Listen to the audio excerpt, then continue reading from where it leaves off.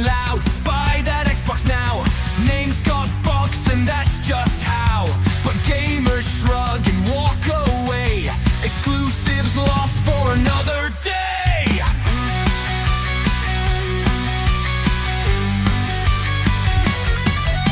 Controllers in dust, on the shelf they lay, dreaming of games that might just play.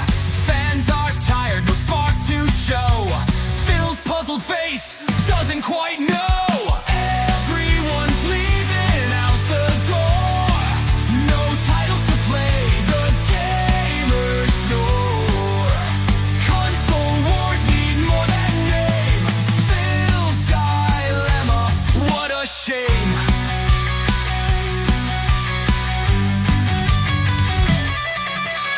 Promises made, they're wearing thin.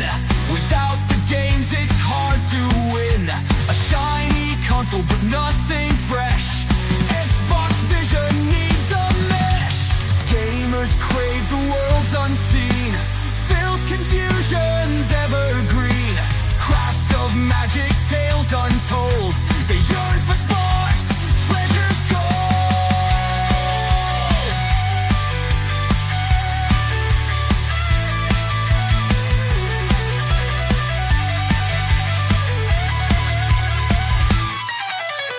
Everyone's leaving out the door.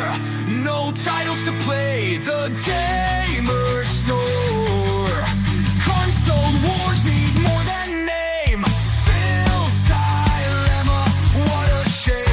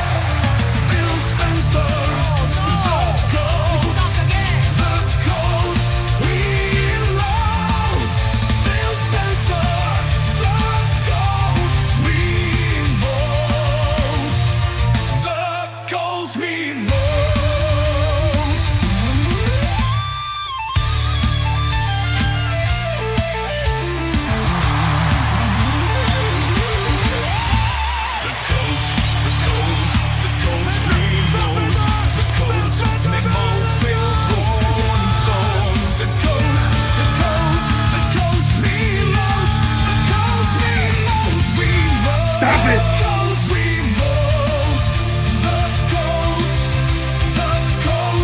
Look, we get to win this thing.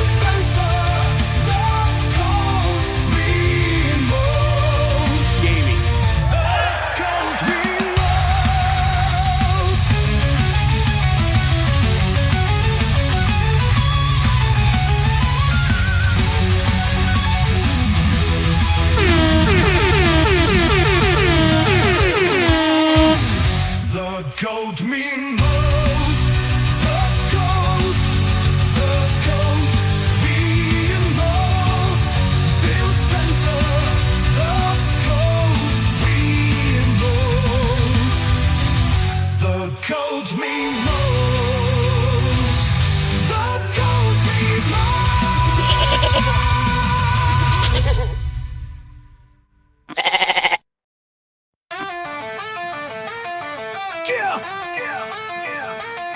Phil's on the mic, broadcasting duels, duty set, game passing, vibing, profits, my ruining, bad bets in the ledger, dice keep tumbling, studio dreams crashing, billion $1 fumbling. Game Pass a ghost, we need you to shell. Buy our games or the ship gon' dwell. Bad investments, now we begging the crew. Phil says Game Pass is not for you. Try to stack them chips, but the tower went fall. Shouting innovation, but we juggle in a stall. Gambled on clouds, now we're drowning in puffs. Buy our games, cries a slogan, ain't subtle or buff. Yeah, Game Pass a ghost, we need you to shell. Buy our games or the ship gon' dwell. Bad investments, now we begging the crew. Phil says Game Pass is not for you. Subscription dreams with ambitions to burst. Now the devs in the lab trying to quiet that thirst. Tears in the office, deals gone awry. Phil slid the mic, we aim for the sky. Tech in a tomb, Mark any stutter. Money burn quick, flows in the gutter. Tell the homies to cop, or the engine stall. Phil sermon, fingers point down the hall. Yes, I would like to have a refund. Phil says Game Pass. Stop it! Stop it! It's not for you. Put this thing away! This is not worth it! Go. Phil says Game Pass. It's not for you. Did you ship that?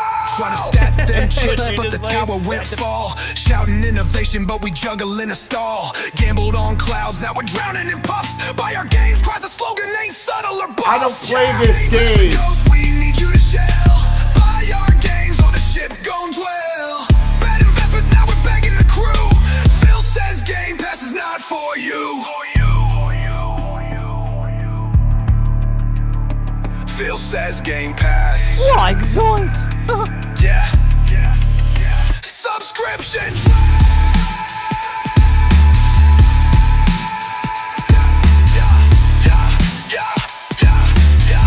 It's not for you.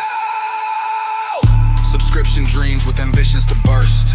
Now the devs in the lab trying to quiet that thirst. Tears in the office, deals gone awry. Phil slid the mic, we aim for the sky.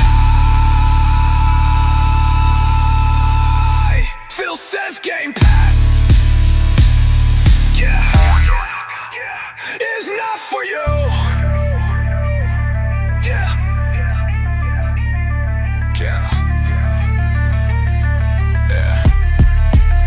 We aim for the sky.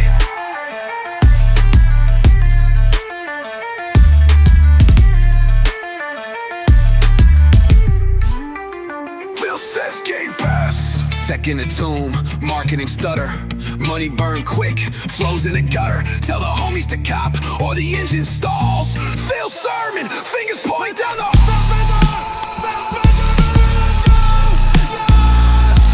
down the halls. Yeah, is not for you. But I hope you leave enough room for my fist, because I'm going to ram it into your stomach and break your goddamn spine! For you. Yo, what's up, grinders? How you doing out there?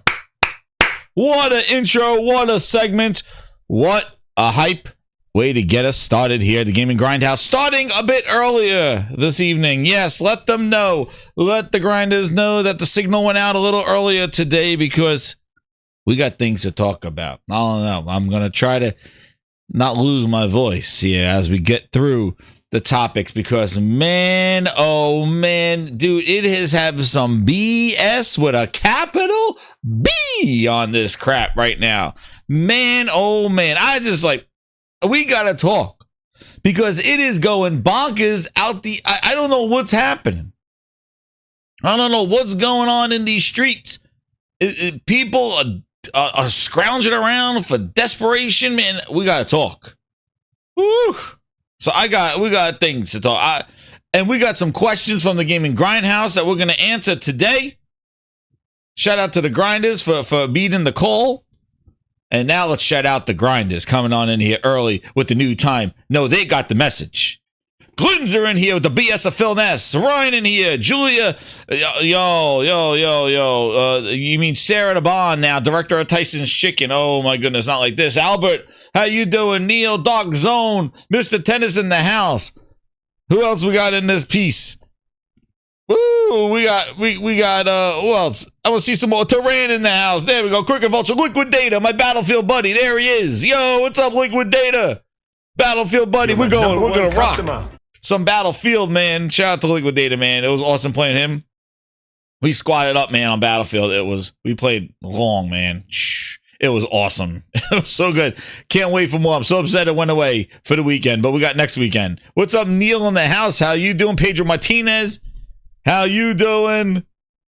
And we got people coming on in here. Let them know new time. Liquidator with the 2. He goes, yo, with reverb. Yo, what's up, Liquidator, man? Yo, it was wild. And he like support as well. We were rocking support, man. I'll throw in C4 and everything. And yo, that takes us right to the first thing. Dude, Battlefield 6 beta impressions, man. Let me tell you something. What's up, Nick? How you doing? Hit that like button, grinders. Let them know that we are live now. Not at 8 o'clock. We are live now. That's right. Let them know. Let them know that we are here. Woo. All right. So let's get in. Let's just start right now with Battlefield. I don't know how many people played the open beta, but man, it was breaking records. Breaking records. All right, with the amount of people going into this thing. First off, you could see the videos, man. You could see the videos, and you could watch my video from what I covered, and you could see that it looks incredible. It looks so good. The density of the maps, everything that's going on. There's not a lot of gimmicks. There's no like wait for the tornadoes. It is just battlefield warfare. And it is craziness in the streets. And I have to say, they had done such a great job with the atmosphere, with what is going down, and you know, I'll have it running a little bit as I talk about it. Give all the grinders a visual as I go through the just some of my impressions of the Battlefield beta. You'll see this is me just going wild with C4 with Liquidator in the house here. I was C4 and everything. I wanted to see what will break and what was going to happen. So I just went wild in the streets right now. So you'll just see me just throwing C4 all over the place. But listen, we played a lot of breakthrough, which that mode is basically like there's 2 points in the middle of the map and you got to capture both of them. One's on the offensive, one team is on the defensive, and then they switch it up. And it was pretty kind of funnels the it funnels the action to 2 huge areas in the map, rather than Conquest where there are like 5 different spots along the map and it's kind of like spread around. This one, you kind of have a united front, and some of the team gets A, some of the team gets B, and you got to capture both of them at the same time. But one's on the defensive and one's on the offensive. And what's up, Lucci? How you doing, man? Yeah, man. Tyson, she's on the board of directors. Everybody talk about the Sarah Bond and Tyson Chicken. She's on the board of directors over there. She's looking for her out when this Xbox goes belly up, man. If I was in charge of Xbox hardware, I'll be looking somewhere else. I'll be putting myself on all the boards. Hell out of here. But the classes they got, but let me just talk about the atmosphere and stuff. As you can see, incredible. Everybody can revive. There's me covering right there. We were big on recovery. Everybody can revive. The classes are great. Let me just talk about the classes. You could use any weapon with any class. So I've been using support, and I had like an assault rifle, which is cool. So I'm not support. I'm sorry. I am a scout, but I'm not using a sniper rifle. I'm using assault rifle. So it's pretty cool. Yes, Tyson's Chicken Drip. That's right. But I want to have access to the C4, the spawn point, which I dropped over there. And then there's a tag. So it's really cool how you can mix and match just the abilities. And I auto tag people as one of my passive perks with the classes. The class system, I think, is really great because it doesn't lock you in that only supports can revive. Only everybody can revive. Supports just have the defibrillator. C4 and your sniper class is not just like a scout that basically has binoculars and spots people. It's definitely a more of you could make it an assault class just by having C4 and a respawn point. So everybody has a role, even though people may not be good with the weapons locked to that. Now, they do have a mode where you could lock certain weapons to certain classes for more of an authentic mode. It's locked, where the classes of those LMG goes to supports, assault rifles, sniper rifles go to scout. You could do that. But for now, they didn't. They have the main one doesn't have that, but you can go into a mode where you can do that. So the classes, awesome. You're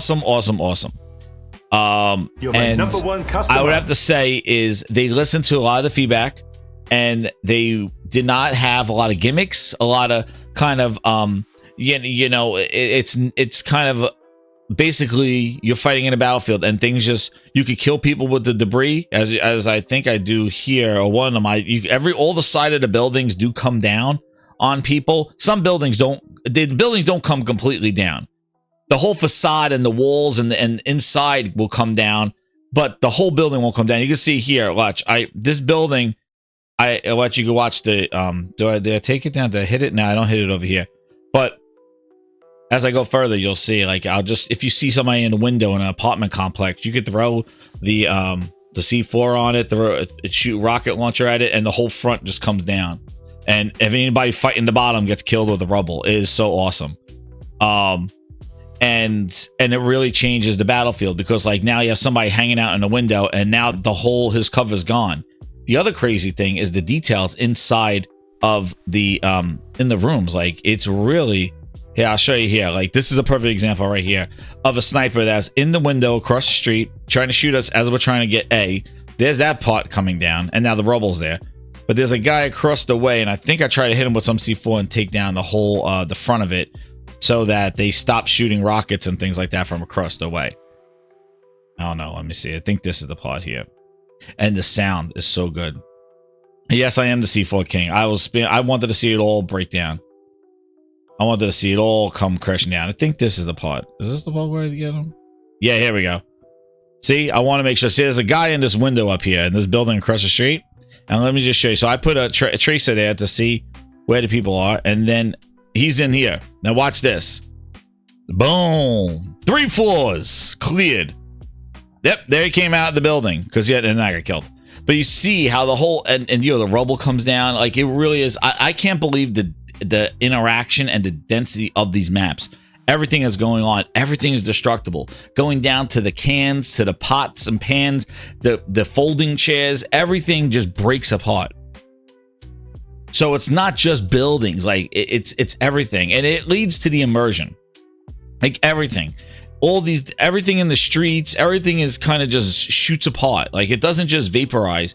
It actually, like all the chairs in the streets, things move with physics, and it really adds to a lot of the immersion. And the inside environments are very detailed as well.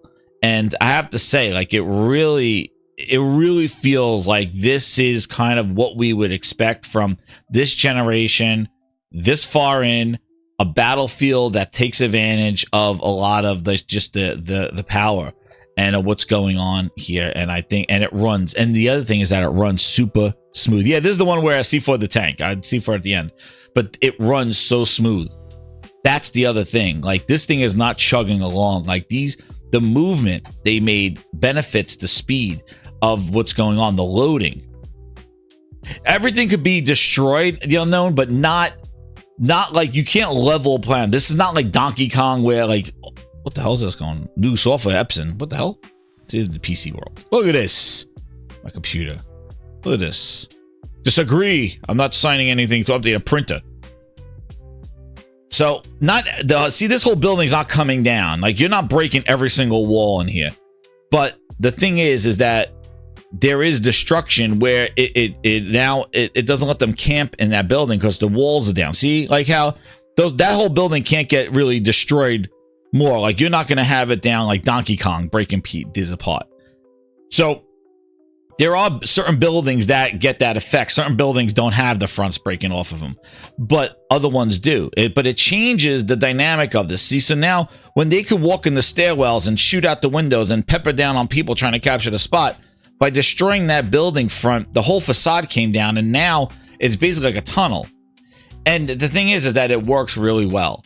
And the thing is that even if the building that can't be destroyed is not like coming down, there's so much other, and I just took the guy's dog tags.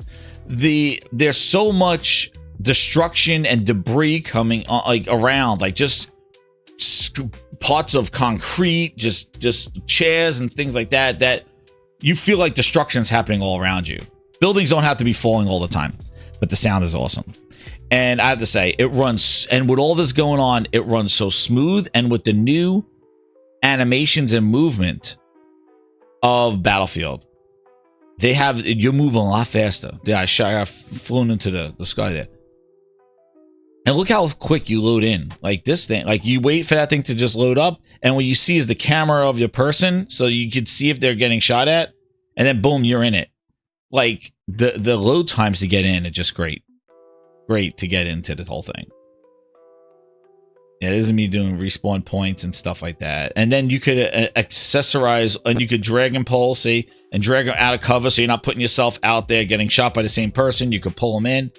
And also, the guns have a pieces just like, you spec them out just like a Call of Duty. You put all different parts on it. It's pretty cool.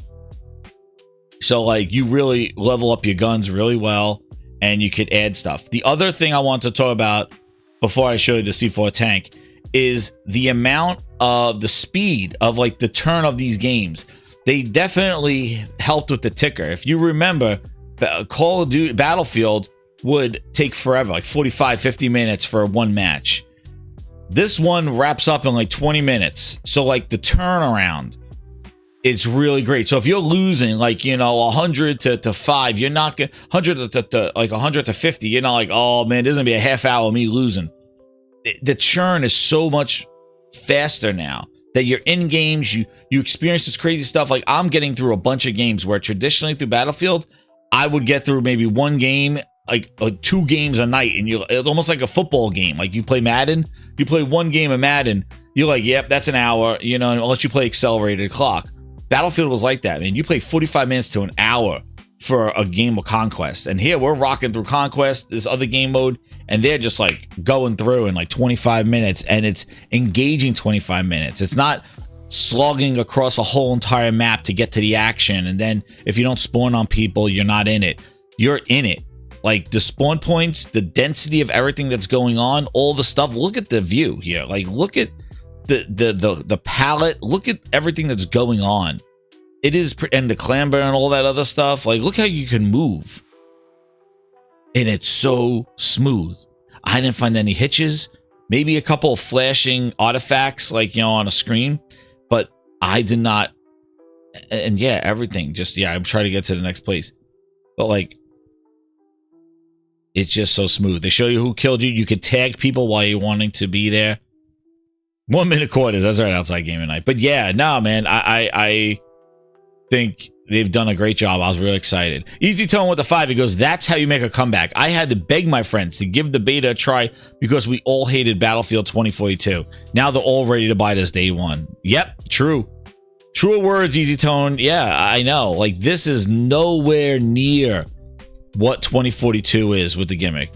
Look, see, so there's an example right there, and that's what I like showing, because like, see, I see for this, I'm trying to revive somebody, and I hit the charge, right, and watch the building come down, and then enemy suppression, and then he gets crushed by it. Other people get crushed by it. You'll see.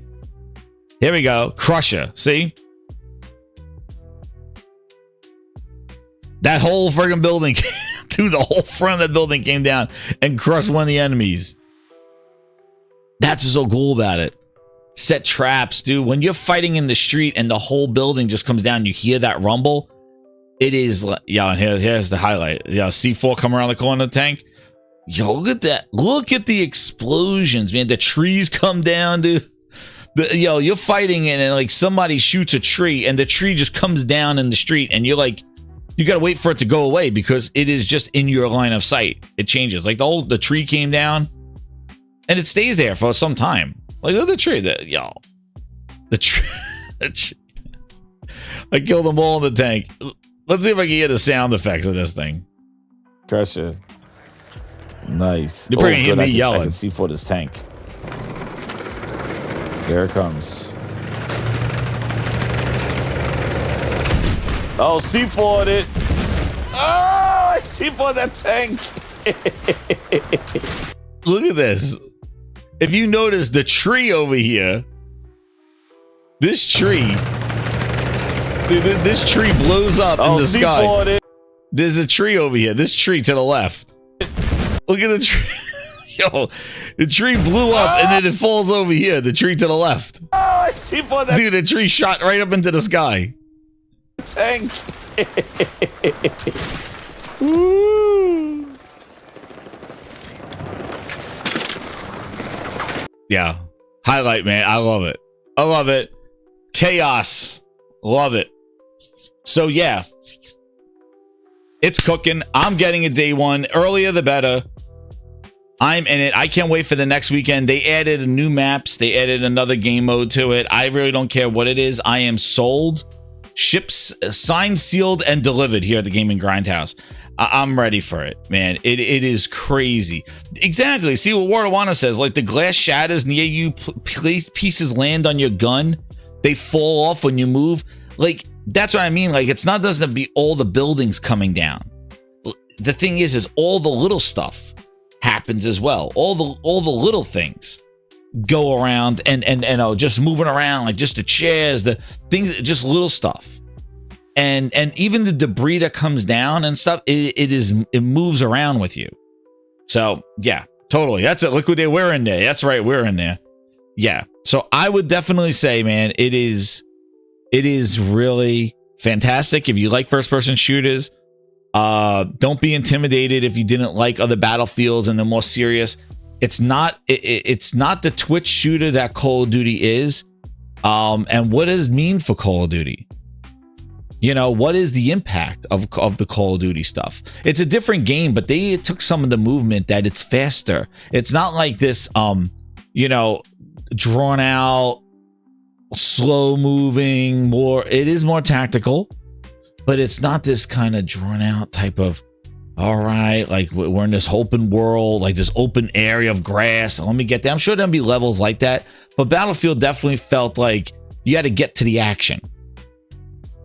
This felt like Battlefield, steroids, like it was like the perfect, I consider it so far in the beta. I'm in love with it. I would consider it the best of what Call of Duty can do in a Battlefield in the sense of speed and action. It's not this kind of, I got to get to the action. And this, I did not feel that in the beta that I played. I felt like I'm spawning in action. That kind of sense of what Call of Duty, when you spawn, you go around the corner, you shoot, and then you die or you respawn again. This game felt that kind of satisfaction. It didn't feel like I'm walking a whole bunch of time, getting to the area to fight, because I can't spawn on my partners because they are in the combat, and I got to get to the fight in order to, and then somebody snipes me, and it's like, oh, all right, wait to be revived, and it's just like waiting. All right, respawn, and then it pulls you out, and then you got to wait for the map to load, and then you select where you want to respawn, and then you spawn back in. Yeah, nah, not this one. Not this one, man. And maybe there are maps that may feel like that, but the three maps that I played, I felt like there was stuff going on, even when I spawned at, you know, the around, like I spawned in the areas and stuff like that. And then what's great is that the respawn of the vehicles is quicker. The vehicle physics I found were great. Driving the cars around. Let me see. I have that from the first night on here. Was it the first one I got in? It was over.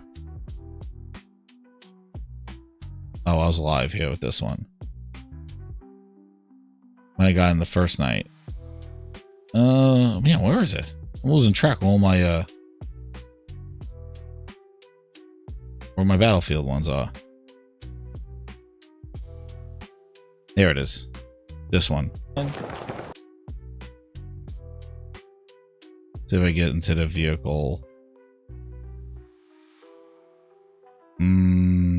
No, Nah, that's not the one. I don't think I captured that one. I was driving around the vehicle, but I tell you, the vehicle physics are really great. Like, they really are good. Exactly. Like, that's the thing. Like, you don't feel like host advantage or other stuff. Some people though will like, yo, what? These people are really good. Some of them, like, yo, they got a spot or things like that. But that's what any competitive shooter. But I have to say, the physics of the driving the car, like getting a car at your headquarters and driving it in, the cars feel great. Even in these tight corridors with all the debris going on there, like you feel like you can make you're moving along, and you know it's hard to explain. You got to play it. So I encourage everybody, try the open beta when it comes out next weekend. And give it a shot for yourself. Like, it's free, it's open beta, like it's the best representation of you playing the game. Like, you don't have to watch streamers, even though you should watch the game in Grindhouse because it's a fun old time. I make it entertaining as possible, because I'm having a blast. So you can watch me, but you don't need to say I gotta watch this person to see if I'm gonna like it. Like, download and try it. And even if you don't like first person shooters, I would say the immersion that you get with the action pack, like, I think there's fun to be had just watching the chaos of this, because it definitely feels like something we have not seen yet for the level of destruction and detail and performance. Those three things. That's where my takeaway was. It was fast, frantic, detailed, looks great. The interactivity with the destruction, and it is a firefight with vehicles and explosions. Dude, Hillary Clinton face going around, man. And what am I talking about? Brian, if you're new here, you know the Hillary Clinton face, right? All right. I hope everybody knows, you know, how I looked in Battlefield when those things were coming down. I hope everybody knows what I'm talking about, right? Well, I'll have to show you then. This is me in Battlefield. There it is. This is what happens when you boot a Battlefield. Hit that like button, grinders. We're just getting cooked today. When you start a Battlefield, you're like this. Oh!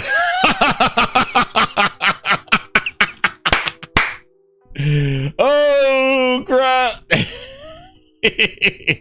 That's what it looks like. Dude, that's when you boot a Battlefield. You're like that. Whoa! Here's my weekend review.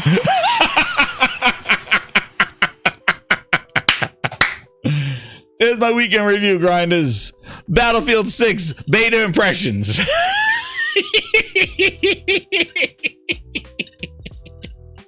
Oh, damn, hit that like button, grinder. We didn't even hit 8 o'clock yet.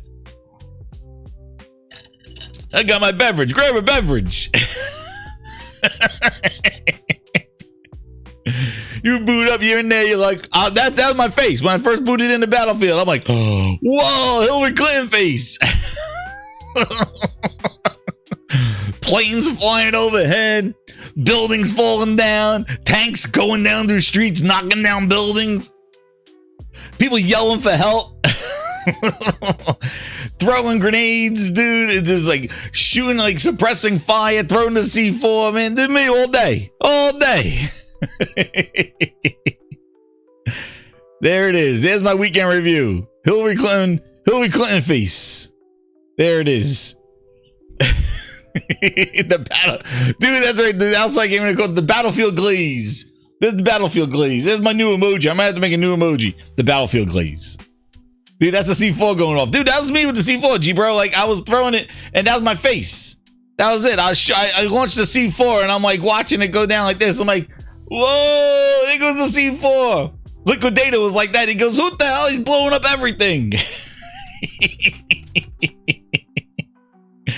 Oh, damn, dude. There it is. The Battlefield face. The Battlefield GLAZE. I can't wait the next weekend. The Battlefield GLAZE, dude. Dude, I'm telling you. That was crazy. It was craziness. Yes, he Liquidated said he saw a lawn chair fly across the map. Yo, I'm telling you. And then you made that face. You're like, whoa, what's going on? So anyway, Grindhouse, I'm telling you, unless something goes crazy and EA servers go bonkers, but I'm telling you, getting in the game, It was smooth. Even though they had a long queue, you didn't have to wait that long. You were like right in it. So I have to say, they did it like, hey, if they could keep that going, man, it's gonna, yo, G-Bro can't stop laughing. As we hit the like button, grinders, we're just getting started. But one of the things that came up, and it's just funny because as I was playing it, I was thinking this, and I was talking to Liquid Data when I was talking to J-Dub and Zaire when we were playing. It was just like, yo, what is Call of Duty gonna do? What is Call of Duty gonna do? It is a Black Ops 7, and I was on Mooch's podcast. He was talking about it too. Shout out to Mooch. She's on vacation now. But what happened was that like we are getting Black Ops 7, a sequel to Black Ops 6. And I was saying this on my last show in the sense that Modern Warfare 3 was a dupe because it was basically a campaign and some maps. And your guns carried over and all that other stuff. And now, yet again, we are getting a sequel. All within the acquisition period. Don't you think that's kind of interesting? Because prior to Microsoft buying Activision, I don't recall the earlier Call of Duties. You know, when we had Call of Duty 1, Call of Duty 2, Call of Duty 3, World at War, and then once they started doing the Black Ops and the Modern Warfare, after Modern Warfare, then we had Black Ops, and then we had, then there's Advanced Warfare. Everybody started doing their own thing. We never got a back-to-back. But isn't it funny, in just the last 5 years, we have gotten, and Microsoft has acquired them in the last 2, and talking about it for the last 3, that we got a Modern Warfare 3, a remake of 3, a sequelized, and now we're getting Black Ops 7 after Black Ops 6. We're not getting a Modern Warfare. We're not getting something else. Sledgehammer's version. We're not getting somebody else's version. We are getting Black Ops 7. So we got Black Ops 6, Black Ops 7. And they were trying to show a new story. Oh, look at the story. We're going to go with it. It's going to be tough if there's not something, like, unless you love the story of the first one, of the 6. And if this is a continuation or if this is a spin-off, it sounds like they're bringing Masons in it. Again, I really... And what is the hook? And I know we have not seen it yet. But the crazy part is the timing of this. The timing. That by the time we get to see the multiplayer trailer or anything Call of Duty, we are going to be having 2 full weekends of unfiltered, we played it, Battlefield multiplayer. And you've touched something that Call of Duty's not going to have the destruction that Battlefield does. So you've seen and you've played it. That is going to be a real tough approach to now view Call of Duty and see it be same old, same old. They're going to need to have some hook. I don't know, zero gravity, vehicles, underwater combat, and submarines. I have no clue. But they just show Call of Duty where Call of Duty is. A lot of people gonna turn their head. Now, your Call of Duty elitists, the people that love Call of Duty and all that stuff, they're probably not going to change, and they're going to be stuck on the Call of Duty because of it. But those that are kind of done with Call of Duty, now there's an option. Right, Phil? Black Ops 6, day one Game Pass. Black Ops 6, sweet, right? Like, pretty interesting. Another Black Ops 6, day one Game Pass. Black Ops 6, day one Game Pass. The first Call of Duty to be in Game Pass. Black Ops 7, the second Call of Duty to be in Game Pass. Happenstance? Bueller? Anybody? Is it the Game Pass effect? Is it the we don't need to try any harder because it's in Game Pass? Like, is this coincidence? That Black Ops 6 was the first Call of Duty after Phil owned them in Game Pass. And it just happens to be the first time Black Ops 7 is in Game Pass. Your first two Call of Duties under Phil Spencer is Black Ops 6 and Black Ops 7, first day one in Game Pass. Are we already seeing the Game Pass effect?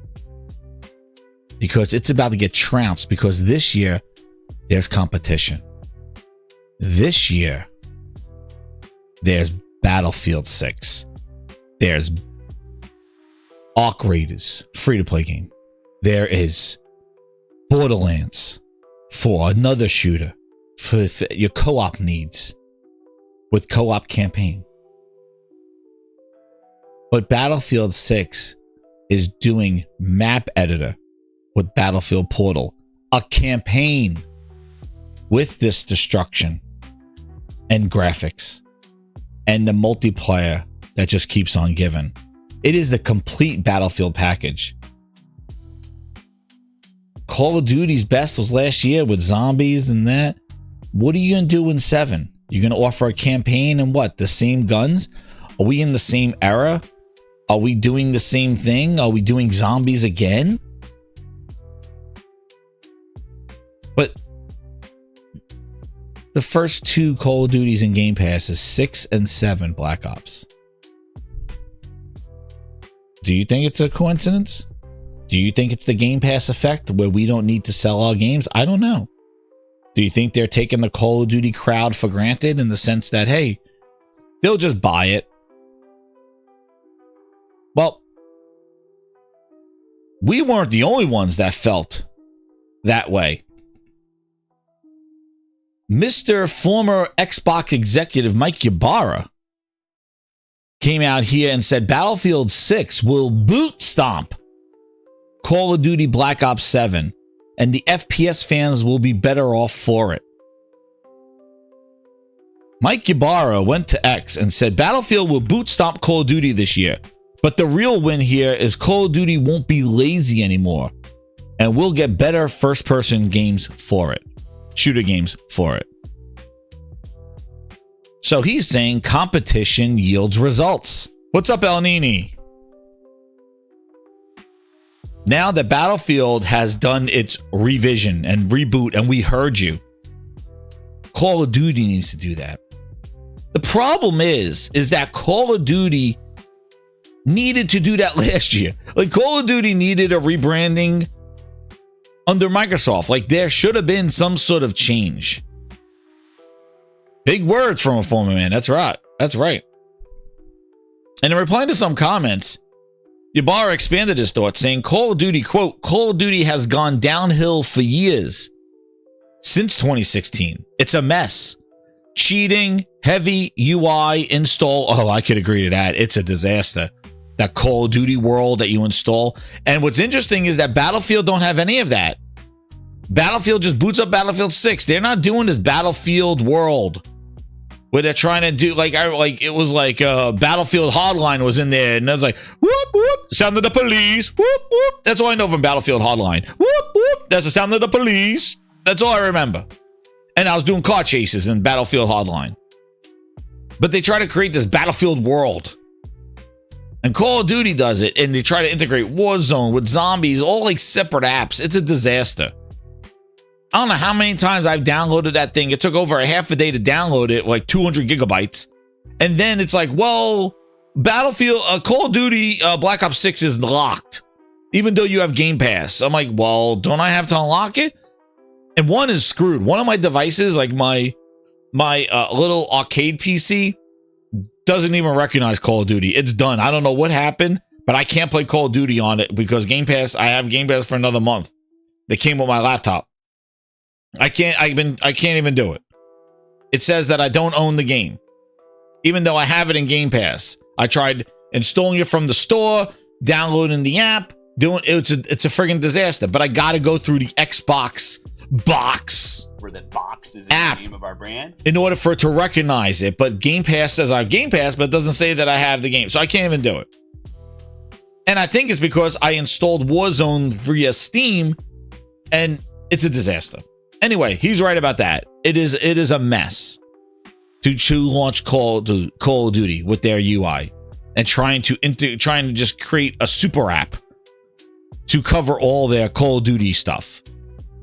Trash. Rainbow colors. And that's another thing Battlefield said they're not doing. We're not doing Ninja Turtles. We're not going to do these outstanding cartoon characters walking around in a real world. We're going to keep it based. We'll see if they hold on to that, or maybe they do change it, but they said they're not going to. We will find out. People are sick of it. Lucky Battlefield will force them to change it. Another reply, Yabara says, when somebody says you're bitter, he says Call of Duty will get better because Battlefield will be great. If you're blind, you don't see that. Bitter? No, I'm glad I'm not part of the end of Xbox.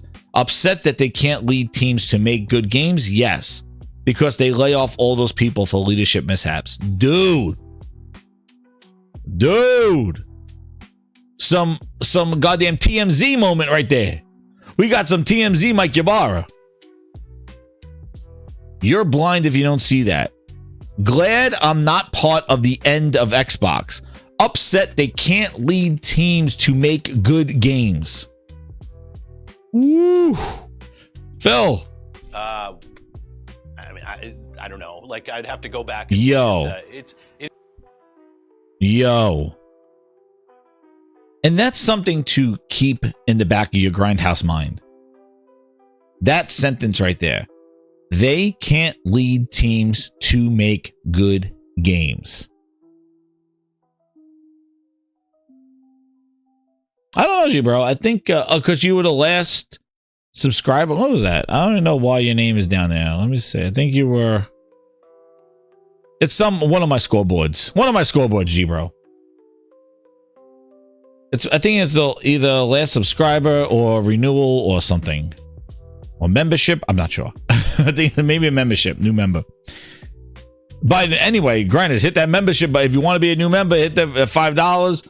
Get a membership, VIP grinder. You get ask questions at the Gaming Grindhouse. You get the music, and you get some exclusive videos that I do as a member. Ultimate Grinders get music ad-free playlists of that awesome music in the Gaming Grindhouse. Gotta talk about the VIPs. They're very special here in the Gaming Grindhouse. Just ask a VIP.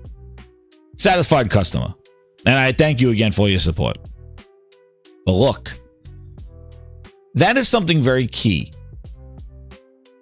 Can't lead teams to make good games. Because when we talk about the past, present, and future of PlayStation and Xbox and this whole thing going on about PlayStation 30, here they go. They're just doing Microsoft. They're going to...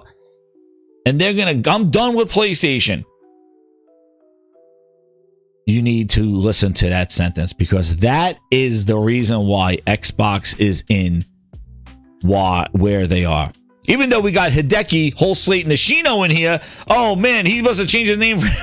He changed his name from Satya, Whole Slate, Nadella, and now he's Hideki, Whole Slate, Nishino. Oh, man. You just go and name the Whole Slate. But the Whole Slate wasn't the reason why Xbox is in where it is. And that's what a lot of people are mistaking away. The Whole Slate is not why they're there. It's that phrase, and we'll talk about it, but that's the phrase. They can't lead teams to make good games, and it went on too long. And then they lay off, which talks about their future. If their future is making games, they are releasing talent left and right. And the latest talent that walked out the door, you know, with Gears E-Day going back to its roots.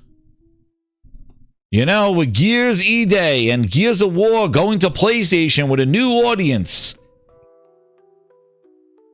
Mr. Rod Ferguson, who worked on and brought you Gears 4 and Gears 5, then left Microsoft after Gears 5 and went to Blizzard to work on Diablo 4 and launch Diablo 4. then was acquired by Microsoft, brought back into the helm of Blizzard and Activision because Microsoft bought them, has now quit Blizzard. If that is not something to talk about, Ybarra did the same thing. When Microsoft rehired him, he quit twice. He left Microsoft twice.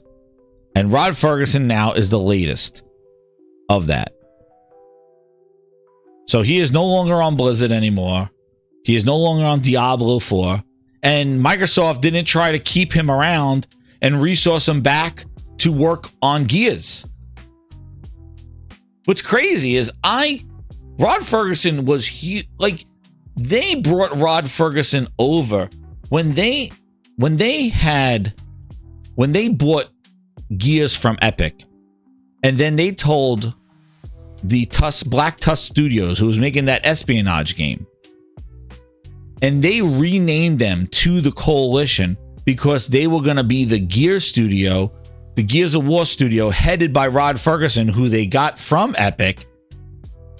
And they plucked him after they said, hey, we got Gears of War. We need somebody who made Gears of War. Rod Ferguson, you and Cliffy B made it. Rod, we need you. And Rod led Gears 4. I went to his meet and greet, and I went to his update when they were promoting Gears 4. Got a Gears 4 shirt. He was going to bring Gears back, and his baby. Same thing goes to Gears 5. He said he fought to keep the Gears of War in there, but they wanted Gears 5. Kate's story. And right after Gears 5 launched, he quit and went to Blizzard to work on Diablo. Left Microsoft.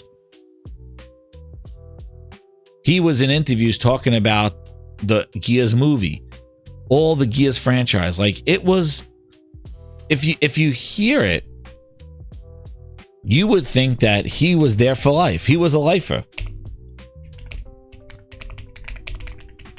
Let me get my thing out here. You would think that he was You're my a number lifer. one customer. The way he, what was it? I think it was unlocked.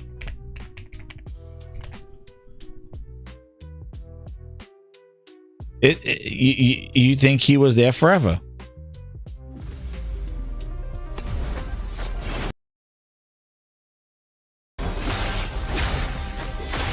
Let me get past this ad and I'll show you. Interesting, though. I think this is the interview here.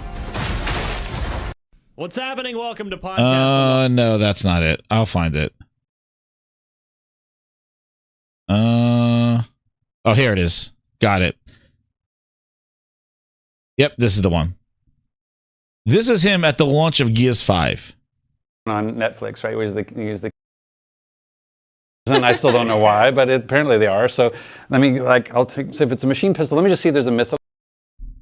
Internationally, we found Dude Bro actually to them was just American. They were just like, this is a very American tile system, because one of the reasons we wanted to build it as a tile system is that we wanted to be able to make a lot of hives quickly. Sure. Because we want where your weaknesses with your team and how you can move forward faster. So it's like that weird strategy of how can I be better at this by shifting around what's challenging me. Dusty Bin's there. And if this particular modifier, if the fact that the enemy's now regen health is what's blocking you, and if you turn that off and you can do it, then you can figure, okay, how do we deal with this modifier in a particular way, right? When you bring a new mode online like that, and you said you prototyped it during Gears 4 and had to put it on the shelf for a while, is it because I listened to interviews with all-time great musicians, and a lot of them, a common theme seems to be their greatest songs come to them like that, and you wrote the song in 20 minutes. Does a mode a new cool mode like that come together real fast, and you just know, wow, we've got something here, or is the process more of just an iterative thing to get it from an idea to a really super fun thing? I think you get both. I don't think. Because it's prototyping, a lot of it's iteration, and so especially when you're dealing with. I think they ask him here. I'm sorry, I didn't have this queued up, but I wanted to. Pick who is the most fun new studio head to hang out with. Pick a favorite. You have to. We're the coalition, and we wanted to brand ourselves around the franchise because. There we go. Everybody just be themselves and do their thing. I talked There we to go. Matt Listen Moody to about this that at E3.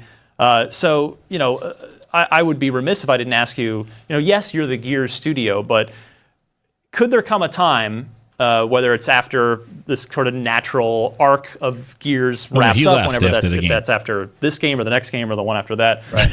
But, you know, would you guys be able to and be interested in doing a new IP, maybe in addition to Gears at some point? Is that something that could be in your studio's roadmap, or is it, hey, you sign on to work at the Coalition, we're all Gears all the time? I mean, it's a terrible answer, but it's just a never say never thing, right? Yeah. I think customer. the coalition, and we wanted to brand ourselves around the franchise because we were looking at like Turn 10 and we were looking at 343 and going, okay, these are dedicated studios to a dedicated franchise. And so we are very dedicated to the Gears of War franchise, but that's not to say we won't do other things. I think when I signed on in 2014, I had no idea we were going to do a pop-based mobile game, right? And so I think as we look beyond, you know, one of the things about keeping key creative talent is you potentially want to go and do other things creatively. So, but right now it is all Gears all the time. And the fact that we're able to go to all the different places with comic books and novels and movies and 3 different games, like it's a lot. So I don't like the idea of like, hey, I laugh, and I mean I enjoy the passion, but I laugh when people go like, so you're gonna remaster Gears 2, and I'm like, really busy right now. Like I really appreciate your love for Gears 2, and I love Gears 2 as well, but I just don't have the time right now. So well, I do like hearing that you're at least leaving the door open, and you could have sat here and said, oh yeah, no, we're the Gears studio, and that's all we're ever gonna do. So I think you hit on it. Shaggy, oh man. Like zoinks. Hey Shaggy, grab a bucket and some Lysol, scrub off my tires. There's fucking dog shit all over by the entrance. I'm supposed to be picking up scrap. You'll be picking up your teeth. Dude left after Gears 5. He talking about the future and you're gonna work on other games. Oh man, Dusty been sitting there like this. Dusty been said, why did he leave? A yen to cap for Xbox and GLAZE, and now he is out buying PS5 Pro. Time to make the He's just thinking about what cookies he's gonna be making later. Oatmeal raisin, chocolate chip, macadamia nuts. Right now, there's a little bubble right above his head. He's like, is it 3 eggs? Half dozen eggs. time to make the cookies. I got a batch of chocolate chips. I don't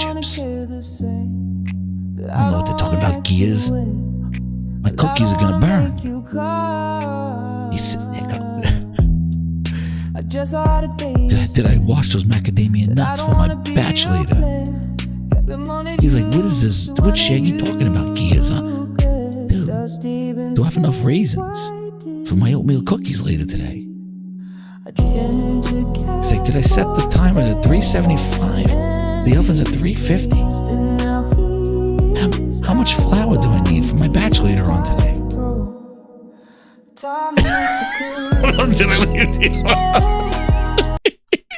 Did I leave the oven on? Dude, he's like, I don't know what these guys are talking about. Do I have enough flour for my cookies later? He's like, I gotta leave this job. He goes, shmurda-boo. He goes, are there cookies in Gears of War? No, Rod, there's no cookies in Gears of War. He's like, did I leave the oven open? As gamers, we sit here and go, I mean, we're not developers, but we go, man, it even if you sign on to it, it must be a little creatively stressful at times to just know you're only making the same franchise all the time. So just to even hear you say, like, yeah, the door is open, never say never, that's nice to hear. Yeah, I think there's... Oh, man, yo, Shaggy, man, when are you going to learn, man? Juicy, juicy, juicy, glaze, double glazed blackberries on top of Yankee Jones. Pancake, shake Never fails. Never fails.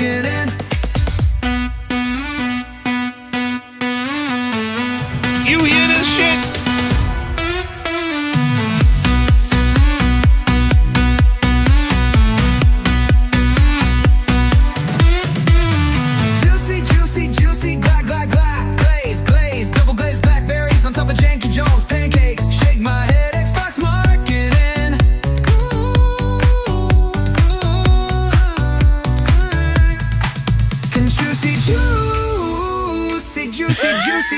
Glaze, glaze, double glazed blackberries on top of Janky Jones. Pancakes, shake my head, Xbox marketing.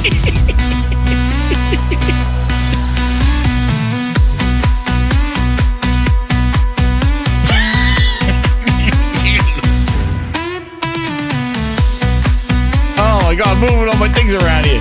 They're ridiculous. Oh my god. It's so nice that you're not talking about this. You're saying there's a chance of like, yo, look at Rod Ferguson's face, dude. He's probably like, yo, this shaggy looking dude thinks that I'm going to be here. He goes, I'm leaving after Gears 5 launches, bitch. I'm going to work on Diablo. And then when Microsoft hires me back when they're working on Gears E-Day, I'm going to quit again. Meanwhile, Shaggy here talking about this guy like, oh, Rod, I'm going to be telling my children that I met Rod Ferguson and he made Gears 5, 6, 7, 8, 9, and there's hope that he can make another game and another one and And onto it, it must be...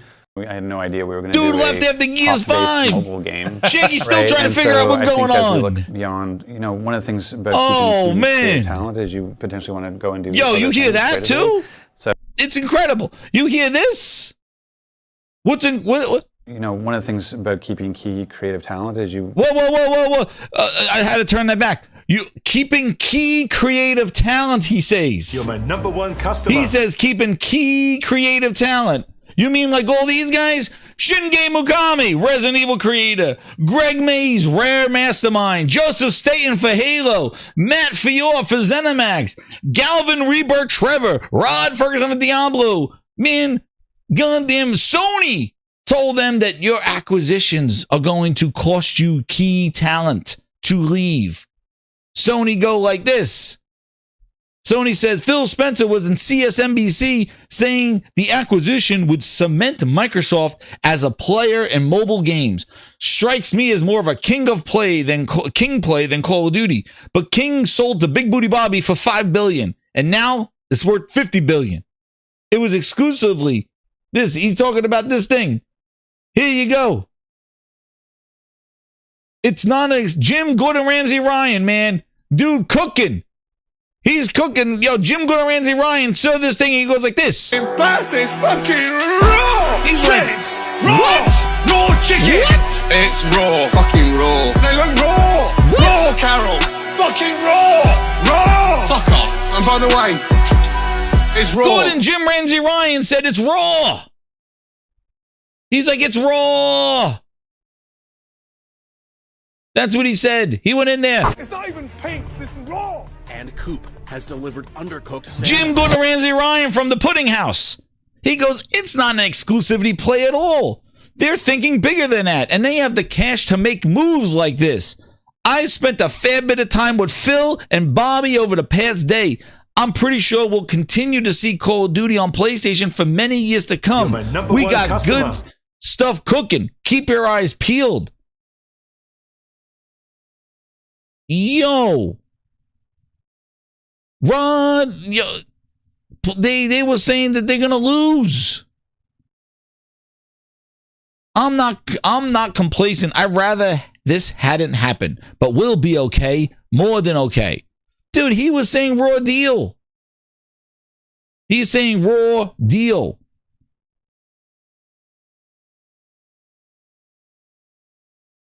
Raw deal. He knew this was a raw deal. All these people left. What kind of play was this? It's not an exclusivity play. Jim Gordon Ramsay was right. He was right. He said it's not exclusivity because they didn't do exclusivity. It's bigger than that. It's right. It's to influence them in the cloud. Jim Gordon Ramsay was right. It wasn't a King play. It wasn't a Call of Duty play. It was to own the IP, to manipulate it to work for Satya. That's what they wanted to do. They needed the roots of the games. They needed the roots of these franchises so that they could destroy it from the inside.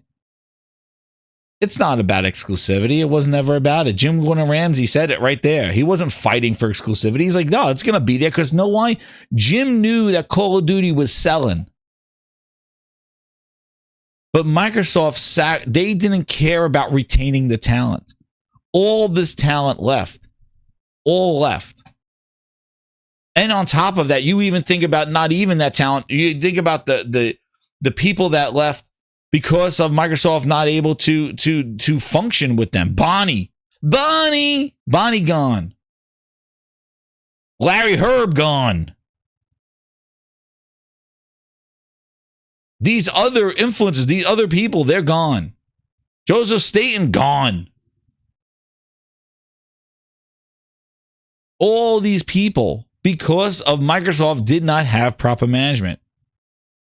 David Gallagher, that was a huge get for the initiative. David Gallagher, whatever his name is, not Daryl, David, he made Tomb Raider. He rebooted Tomb Raider for Crystal Dynamics and now had his own studio, David Gallagher.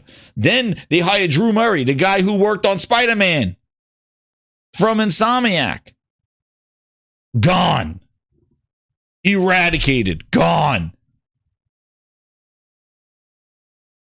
Because they spent too much money. They bought ass publishers. They didn't need the studios anymore because they got publishers.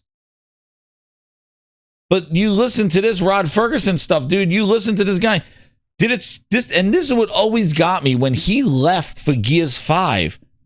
I remember this interview watching this, and I'm like, yo, this guy sounded like he was ready to, like he was going to live and breathe Gears. Like, you listen to him. Other things. I think when I signed on in 2014, I had no idea we were going to do a pop-based mobile game, right? And so I think as we look beyond, you know, one of the things about keeping key creative talent is you potentially want to go and do other things creatively. So, but right now it is all Gears all the time. And the fact that we're able to go to all the different places with comic books and novels and movies and 3 different games, like it's a lot. So.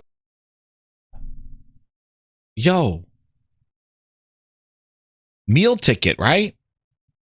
Did that sound like somebody that's like, yep, no, I'm sick of this franchise. I want to go work on Diablo. Gears is too much. Dude, he came on in 2014. They set him up for life with Gears, the movies. You got 3 games coming out. You had Gears Tactics, Gears Pop, Gears 5. Well, yo, it sounded like he was set it and forget it. After Gears 5 release, he's talking about it here. He quit and went to work on Diablo. I don't like the idea of like worked to Blizzard. Then Microsoft bought him back, and he still doesn't want to work for them. So tell me, is it the problem is the franchises and the stuff that he wants to do, or is it Microsoft? And you got to ask the same thing for Ybarra. Same person. Left, hyping up the Xbox, left, and he has all shit to say about them.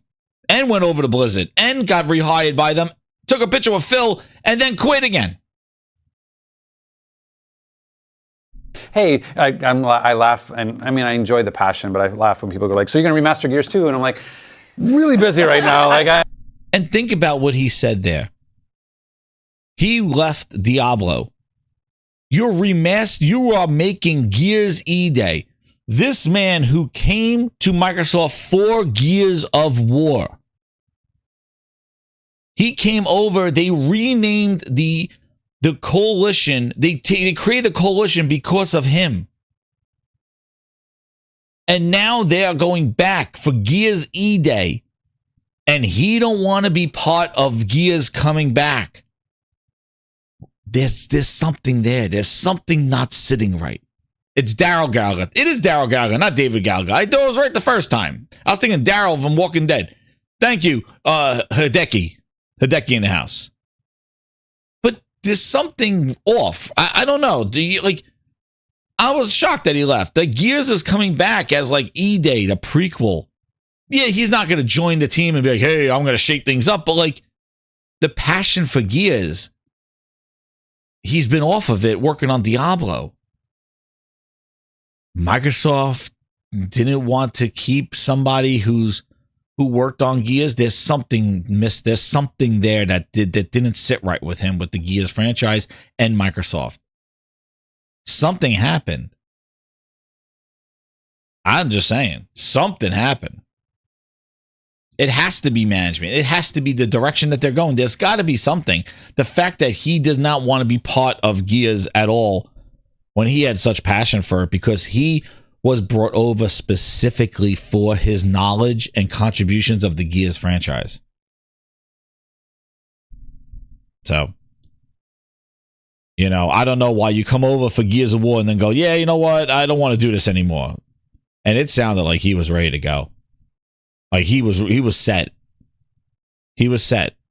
You know, he was like, oh, got the movie, got this, dude. He was ready to, like, it was Gears all the time. Didn't sound tired about it. And Shaggy, man, he went full on glazed, going, oh, it's so wonderful that you're going to make something else. Dude, he going to make something. He going to make Diablo. He going to work on Diablo. And we wondered that the first. You're right. Let me get these super chats. We wondered that, right? When he left, it was like, well, wait, did they just say all the Gears now are going to be like in Game Pass and they're going to be this and they're going to be service-based games and they're not going to be, I don't know. But something triggered him to leave Gears and go work at Diablo. And Ybarra went there first, and then went over there working for Ybarra. Then Ybarra got let go from Microsoft, or when he came back, but Ferguson stayed on Diablo.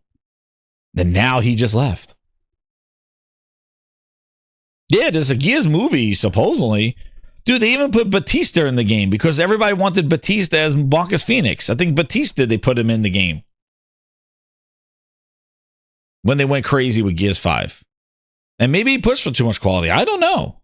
But I just think it's interesting that he just left Microsoft altogether and didn't even try to get back in with the studios. And maybe he was just too high a level over at Diablo and Microsoft didn't want to hire him higher. But hell, man, I would have brought back Rod Ferguson and got rid of Matt Booty. That's what I would have done. But anyway. But let's see. Andrew Wilkins with the 5. He goes, Microsoft hasn't made one good game in 14 years. And Ninja Turtles COG from Iron Lords had the... what? Oh, that's... Oh, don't do that. Had the nerve to say Xbox games on PS5 are selling better than Sony first-party games. Dude. Oh, please. Anything for a W, man. Please. They're barking up the wrong tree. And I'll talk about it here when we get into it. Thank you, Andrew Wilkins. Veggie with the 50. He goes, but remember how fast Microsoft was to bloat Minecraft with microtransactions. Like, we always are really surprised what Microsoft is doing with Call of Duty. Yeah. It's really interesting. You know, and one interesting fact, which I was thinking about it today, and I'm not going to save it because I'm not going to save it for the discussion because I was thinking about it for the topic. But what I wanted to say, now that you brought Minecraft Veteran and bringing it, what's interesting is that Satya, Minecraft has been, and if you remember Phil in his interviews, like, we're one of the biggest publishers on PlayStation. If you remember, Phil used to say that, talking about Minecraft. But what's interesting is that it never resonated to Satya about their publishing of Minecraft on other platforms. Like, Satya never did what he's doing now, where he is actually saying, our sales on PlayStation, we are the top PlayStation publisher, our sales on PlayStation. He never used that line at all when Minecraft has been sitting there. Minecraft has been in the top 20s or whatever like that for PlayStation and on Nintendo for a while. He could have been like, we are one of the top publishers on PlayStation, Nintendo with Minecraft. But notice, all these years, Stutter and Satya never mentioned about their publishing of that on other platforms. It's only until this year he has become Pony A number 1, Stutter and Satya, no stutter, talking at a Microsoft investors call where he used to tell them how many subscribers they had to Game Pass. He is saying our sales on PlayStation are as a top publisher on there. Talking about PlayStation sales at his Microsoft post-investors call. But never, to my liking, talked about top publisher or name-dropping PlayStation when talking about Minecraft for all these years. Never. Very interesting now. That now he makes it a point to name-drop PlayStation and their publishing on it. Meanwhile, feels like we've been a publisher on PlayStation for all these years, like with Minecraft and Switch. But Satya never said that on his finance calls. Yeah, just something I just thought I'd bring up because I can't remember him name dropping PlayStation on his Microsoft finance calls. But he's a number one pony right now, stuttering Satya. Glassdoor Game with the 5. He goes, Microsoft has the booty touch. Everything it turns to trash. Call of Duty's decline starts now. Glad EA brought back Battlefield. I hope they don't do yearly releases. I agree, Glassdoor. Hopefully they don't. But I agree. Like I think now it's gonna, like what Yabara said, it's gonna put pressure on Black Ops because it's not the only show in town anymore. And the fact too is that Black Ops 7 is a sequel to last year's game, which, you know, the last time we experienced that, it was more of a map pack update and a campaign. So what is the hook for this year's Battlefield, for Call of Duty? Black Ops 7. By the time we get to see it, we already have played Battlefield. And that's a strong, strong sales pitch that you had people play that game hands-on, open beta for 2 weekends for the entire month. And then you're going to see multiplayer gameplay for Call of Duty. Dude, it better be fire at Gamescom. I don't know why Microsoft, for a sequel, the one more thing at their June showcase was a trailer, a movie trailer, not even a campaign trailer, a movie trailer for Black Ops 7. That was their one more thing in June. And Battlefield came out here, announced the game, showed the game, and gave people hands-on and got all the streamers and all of us hands-on for free. No pre-order for beta, hands-on. They just ate Call of Duty's lunch and had a killer opening weekend. And now they're going to do it again. And we still have not seen any gameplay from Battlefield. What is the hook? What is the story? What is the new? Is Omni movement back? Is their vehicles back? Is ground wars back? Are there jetpacks? Wall running? What do the graphics look like? Does it look like Call of Duty of before because it's cross-gen? Can Leonardo, Raphael, and Donatello get carried over to Black Ops 7? I don't know. Can I take Nicki Minaj's juicy ass and put it in Black Ops 7? I don't know. I bought her. I bought Seth Rogen and his weed machine. Does that come to me with Battlefield 7? Black Ops 7? Those are the hard questions. Am I able to shoot weed grenades at everybody in Black Ops 7? Does Seth Rogen come with me? Pause. I don't know. Like, I'd have to go. Do I have Ballerina and Anna Diarmaeus? Is she coming with me too? Black Ops 7? These are the tough questions, Phil. Is Nicki Minaj's ass coming to Black Ops 7? I don't know. Like, I know Booty's a big fan of asses. Does she come over? Or do I got to buy her again? Do I have to buy Nicki again? Or I got to wait for her to show up in the battle pass? I get the left ass cheek at level 5. I get the right ass cheek at level 10.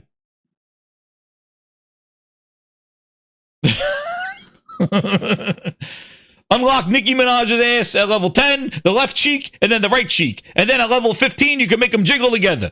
I don't know what the hell this Nicki Minaj Battle Pass is, but does it come over to Black Ops 7? Phil, the hard questions. This is the questions that Dusty bin. You got to go look, Phil. Okay, you got to go check. These are the tough questions, Phil. Can I stick Nicki Minaj's ass on Leonardo and have a Ninja Turtle with a Nicki Minaj ass? Can I mix and match? Is that the new feature of Black Ops 7? Can I do it? Can Donatello be walking around with Nicki Minaj's ass and Seth Rogen's weed gun? This is the world I want to live in. While I pwn dudes and dance on them with some dances from TikTok. This is the future I want to see, Phil. Black Ops 7. Hell, just put the executives in the game. Just let me run around as Phil Spencer, throwing out Game Pass bombs. That's what I need to know. That's right. JC says at level 20 you get the pop and lock drop it. That's what happens. I have no clue. Pwn, remember that term? I'm going to pwn you, Leech. Remember that? Yep, there. You got pwned. Thank you, Glassdoor Gamer with the 2. He goes, use Brave browser. Chrome blocks YouTube ads. Thank you. I will be doing that moving forward. Thank you so much, Glassdoor Gaming. Shout out to you. Yo, why is Phil not in the game? They love themselves on Phil Spencer, man. They will buy that. All proceeds go to Phil Spencer and his wall of treats. Xbox, no. Phil does. Well, they gave out cookies for Jim Ryan. They're gonna put Phil in Call of Duty. But I don't know. Like, the thing is like, we haven't seen Black Ops 7. And by the time we see it, we already have played Battlefield. What is Black Ops going to do? They're going to be like, oh, well, beta starts next month. It's like, shit. In September, we're going to have a beta. If you pre-order, oh, man, yo, that shit better be dropping free. And it'd be dropping that weekend. Like, you don't have time. Remember I always say Xbox on borrowed time? Call of Duty don't have that time. Oh, well, beta if you pre-order. Yo, Call of Duty, you be whacking that ass. No way. Don't you do that, Phil. Oh, Game Pass Ultimate players could play Black Ops this weekend. Oh, shit. No, Phil, no. You don't. That's it. You're already behind. You should have shown gameplay and had a beta in June for Black Ops. It's Black Ops 7, bitch. It's not like it's a new Call of Duty, rebuilt from the ground up, horse shit, new engine. It's Black Ops 7. Slap a mask on Ronald Reagan's ass and go, oh, here we go. We got a new game. Ronald Reagan he's gonna be Tom Cruise. He's gonna rip off his fucking mask like goddamn the friggin' Mission Impossible. Shit, it was Reagan, but it's not Reagan. It's Tom Cruise. Oh shit, Tom Cruise, Black Ops 7. What the fuck? Like, what are we doing here? One more thing, Phil, it should have been the beta. You got nothing. You can't come out there at the end of August going, pre-orders for Black Ops 7, please. Yo, Black who? Black Ops who? No. You're already late to the party, dude. The party's done. We had the cake. We sang happy birthday. What are you doing here? And does Nicki Minaj come with me to Black Ops 7? I don't know. These are the tough questions. Does the Ninja Turtles come over? Well, you got to get new Ninja Turtles. And where's Splinter and April O'Neil? And Casey Jones and the Rat King? Are they coming? Phil, these are the tough questions. Can I play as Godzilla? I don't know. Like, are you going to put Family Guy in there and other cartoons? What about the Smurfs? I want a pwn with Papa Smurf. Make all those bitches turn blue. Give everybody the blue balls. Phil, what do you have to say about that? I have an exciting life now. Breakfast to go. You're going to love my nuts. Watch These are the hard questions, Phil. These are the tough questions. But it's late. Like yeah. Like, we've had the birthday. We sang happy birthday. We had the cake. Everybody's going home now. We got Battlefield 6. We're all happy. The birthday was great. Party was wonderful. Thank you for the cake. Where's the door? Oh, but wait. Here comes Phil with Black Ops 7. Wait, who? Party's over. Phil, what are you gonna? Are you gonna? You better have a great present because everybody's leaving. The birthday's over. Like, yeah, I don't know what Black Ops 7 is gonna do, and also, they spent 80 grinders. This is what I mean. You cannot rest your laurels. You got to make moves. You got to take risks. You got to get out there. You cannot sit and go, well, we paid $80 billion and now we own Call of Duty just to get glazed and owned by Battlefield and EA. Man, oh man. For 6 years, I taught you how to go for the W. Oh man. You could have been one of the greats. Like I said, you're not even a has-been. You're a never was. Like I tell you, Xbox must live in the upside down world. You cannot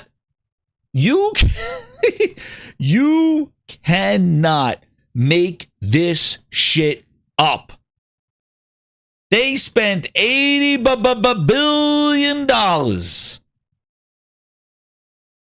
to buy Activision for Call of Duty in Game Pass. Black Ops 6 day one Game Pass. Black Ops pretty 6 sweet, day. right?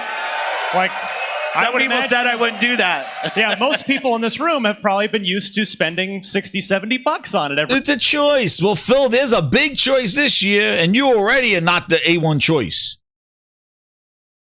Like, it is the worst. Like, yo, the second year your shit's going into Game Pass, Black Ops 7 going into Game Pass, and you got Battlefield out here doing everything right.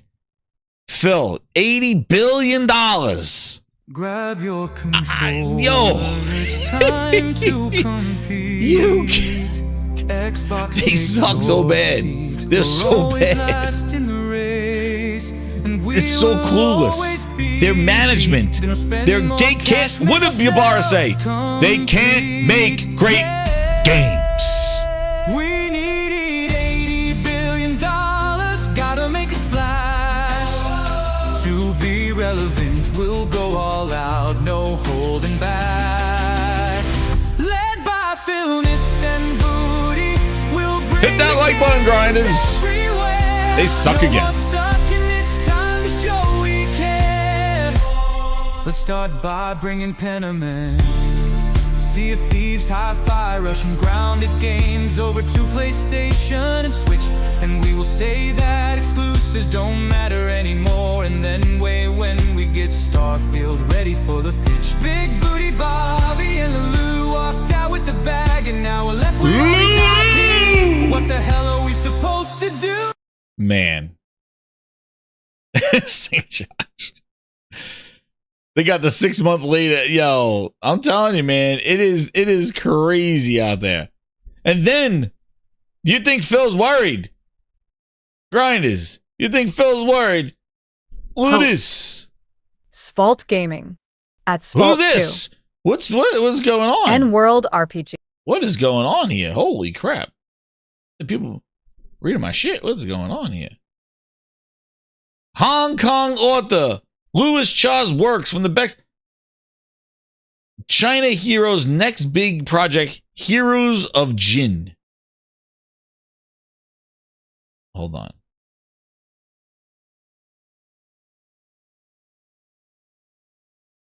Create AI's global rights, developer of Cha's intellectual property to open world RPG in the market. Intellectual property is an open world RPG for personal computers and the PlayStation 5 from Sony Interactive Entertainment. It's a huge software engineering project. He pointed out that the most difficult part, the new China's first AAA. Create AI expects Heroes of Jin Yang to cost hundreds of millions of won in terms of initial investment. A largest project to date. Look at this. Look at this stuff. China is all in on PlayStation and PC, right? They are all in, man. China Hero Project, man. And remember, Sony's venture into PC was that they weren't buying consoles in China. It was they are huge PC gamers, so we got to give it to where the gamers are. China Hero Project paying off in spades. PlayStation and PC. PlayStation and PC. Is there somebody missing? Is somebody missing? Oh, yeah. Oh, yeah. Somebody is missing. The other guy. Where he? Hey, Ron. Where are you? Where is Ron right now? No Ron, huh? Well, you better be sick, dead, or mute. Ron. Phil running that Game Pass energy. He's like, let's get some Wukong. Came to Game Pass. Phil in China right now. Phil. He's in China. Where in the world is Philness San Diego? There it is. Where in the world is Philness San Diego? Is it working, Phil? Satya, fly me out to China. Phil, the game came out already. It's in Game Pass. I want to go to China. Where in the world is Philness San Diego? Where is he? There he is! There he is! Run, Phil, run! Games! There he goes. Look at him go. It's Sarah Bond. He took his sidekick with him. Phil's in China. Phil, you can't even buy an Xbox in China. Phil. Where in world is Phil Ness San Diego? Where is he? He took Sarah Bond with him, his entourage. Sarah Bond is there. Sarah Bond, you can't even buy an Xbox console in China. What are you doing there? Oh, Sarah Bond, what are you doing there? What are you doing? Yo, Phil Spencer, he's going. Where's he going, man? What the? Man, Phil Ness San Diego. Why are you there, Phil Ness San Diego? What are you doing? Sarah Bond's sitting there. She goes, I'm going to go to Tyson's Chicken. I'm going to be on their board, Phil. Phil can't get out of there fast enough. Look at Phil. Sarah, follow me. There's a PlayStation over here. Dude, I don't know what's going on. But Phil Spencer got a sighting because we got to know what Phil Spencer is. China don't give a shit about Xbox, but Phil Spencer out there. Oh, man. 505. Feeding Game Pass. He's like, this is Wukong. He's like, Phil Spencer's over there. He goes, wait a second. This is the game that's supposed to come to Xbox, right? Wukong. It's like, no, Phil, this is Wu Chang. Wu Chang? No, Wukong. I know they said they had problems. Yeah, I'm here for Wukong. No, this is Wu Chang, Phil. Oh, get me out of this booth. Phil's like, what? Where's the Wukong? This is Wukong. No, Phil. Wu Chang. Who? Who? Wukong was delayed. It was supposed to be here. No, I came here for Wukong. Who this? This is Wu Chang, Phil. This is the Wu Chang. This is the Wu Chang. What? They said they had problems. Wukong. No, Wu Chang. Oh, man. Phil's like, chew your gum. I have no clue what it is. He goes, I'm Phil Spencer, damn it. I came out here for somebody's woo. I'm out here for somebody woo. Somebody woo, send me to the woo booth. Woo. It's the wrong woo, Phil. But Phil's going to make a change. He sent an A1 team of him and Sarah Bond out there. Woo who? He's like, woo? This is Wukong, right? You finally able to get it on the S? They're like, no, sir, this is Wu Chang. Wu Chang? Who? I told Satya I was coming out here for somebody woo. He's like, somebody woo. Somebody better answer me. I've been playing somebody woo. Phil's like, look at him. He looks cool. Phil looks like he's like, woo. Send the yo. Phil Spencer, Phil Ness Mouse, and Minnie Mouse had to go out there. Send them out. And then all the Xbox fans are like, Phil's in China. Yay.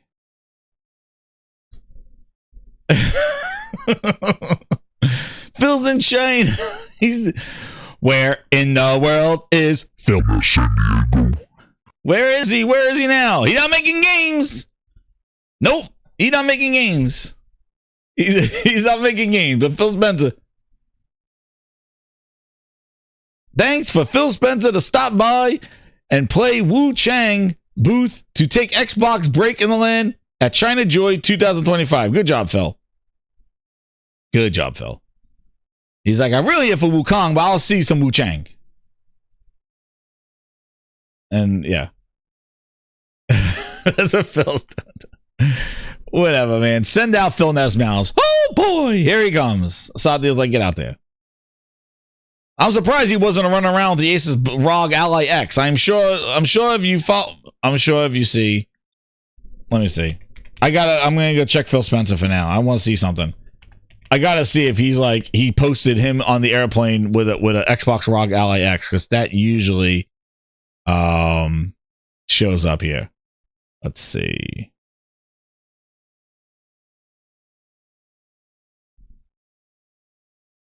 Let's see. I'm looking at the Phil Ness. Nope. No Phil posting of the thing, but he did congratulate Rod. Oh, wait. Yo, look at Phil. Yo, is Phil Spencer a PR guy? Because you watch, look at Phil Spencer's, look at Phil Spencer's thing, man. He reposted Games Radar, Xbox getting serious about Play Anywhere. He reposted that. He reposted Bootleg Jez article about they got hands on the new Grab the Adaptive Joystick controller. Like, Phil's like retweeting fanboy articles. What is this one? Yo, he is a PR guy, man. He tweeting Bootleg Jez hands on. Why would you retweet Bootleg Jez's article and not have an Xbox post about your new adaptive controller? Like, Bootleg Jez. He's not even media. He's a blogger. Phil, he's a blogger.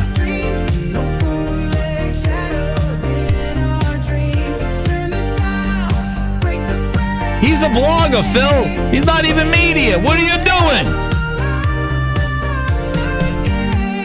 Phil, where's your Xbox post about the adaptive controller?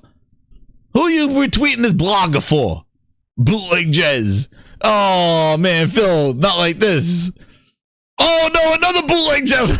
Phil, he's crawling up that ass. Oh, man, Phil. Another Bootleg. Why you keep reposting Bootleg Jez articles?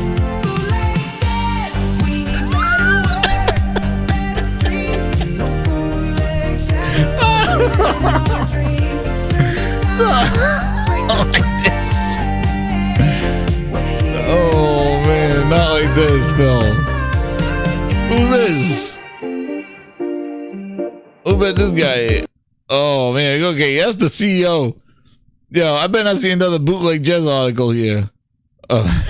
He's retweeting Bootleg Jez articles. Oh, man. Starfield. Oh, okay, good. I think that's it. I think we're out of the bootleg. Oh, my God, no. He retweeted Cobral. Oh, man. One of us. Oh, Phil. Thank you. Okay, Bootleg Jez cleared. He's only 2 reposts from Bootleg Jez. Then Rod Ferguson. 5 years after driving Diablo franchise forward with 4 big launches, it's time for me to step away from Blizzard and Microsoft, sword in hand, see what's next. These teams set up for success and exciting. Yo, look at this team that he left. Dude. 5 years of driving the Diablo. Yeah, he was doing for 5 years. Dude, that's how long since Gears 5. That's crazy. It's been 5 years, Phil, since Gears 5? Since Rod left? That is crazy, man. It's been that long? It's been 5 years that he's been with Diablo? Yo. That's the last game he launched was Gears 5. So it's been 5 years since the last Gears. And we don't even know E-Day. Oh, shit, yo. And they're remastering Ultimate again. Oh, man. What a disaster. What a train wreck. Oh. It is craziness. It was a disaster, Ryan. It was a train wreck. It was a disaster, Ryan. It was a train wreck. It was a disaster. Disaster train wreck. Yo, shout out to Iconic Games with the 5 VIPs. He got the 5 VIPs in the house. Thank you. Thank you, Iconic Games. He got 5 grinders in there. VIPs in the house.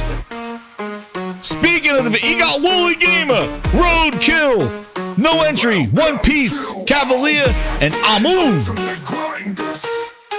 Cooking. Thank you again, Iconic. I appreciate it, man. And if you got a VIP, you could be featured on this. Questions from the Gaming Grindhouse before we get into the Xbox, PlayStation. Past, present, and future. Which I got some interviews, some things we'll talk about, and we'll talk about the future of this crap, man. But man, let's see what's on the questions of the Gaming Grindhouse. VIPs are asked to ask some questions to the Gaming Grindhouse, and you may be featured on this segment. And if we get enough, maybe even a special video of Ask the Gaming Grindhouse. I know, Mr. Grimm. I know what you mean. It's craziness. Craziness in these streets. The blogger. So, let's see here. We got Anthony Dixon with a question here for the Gaming Grindhouse.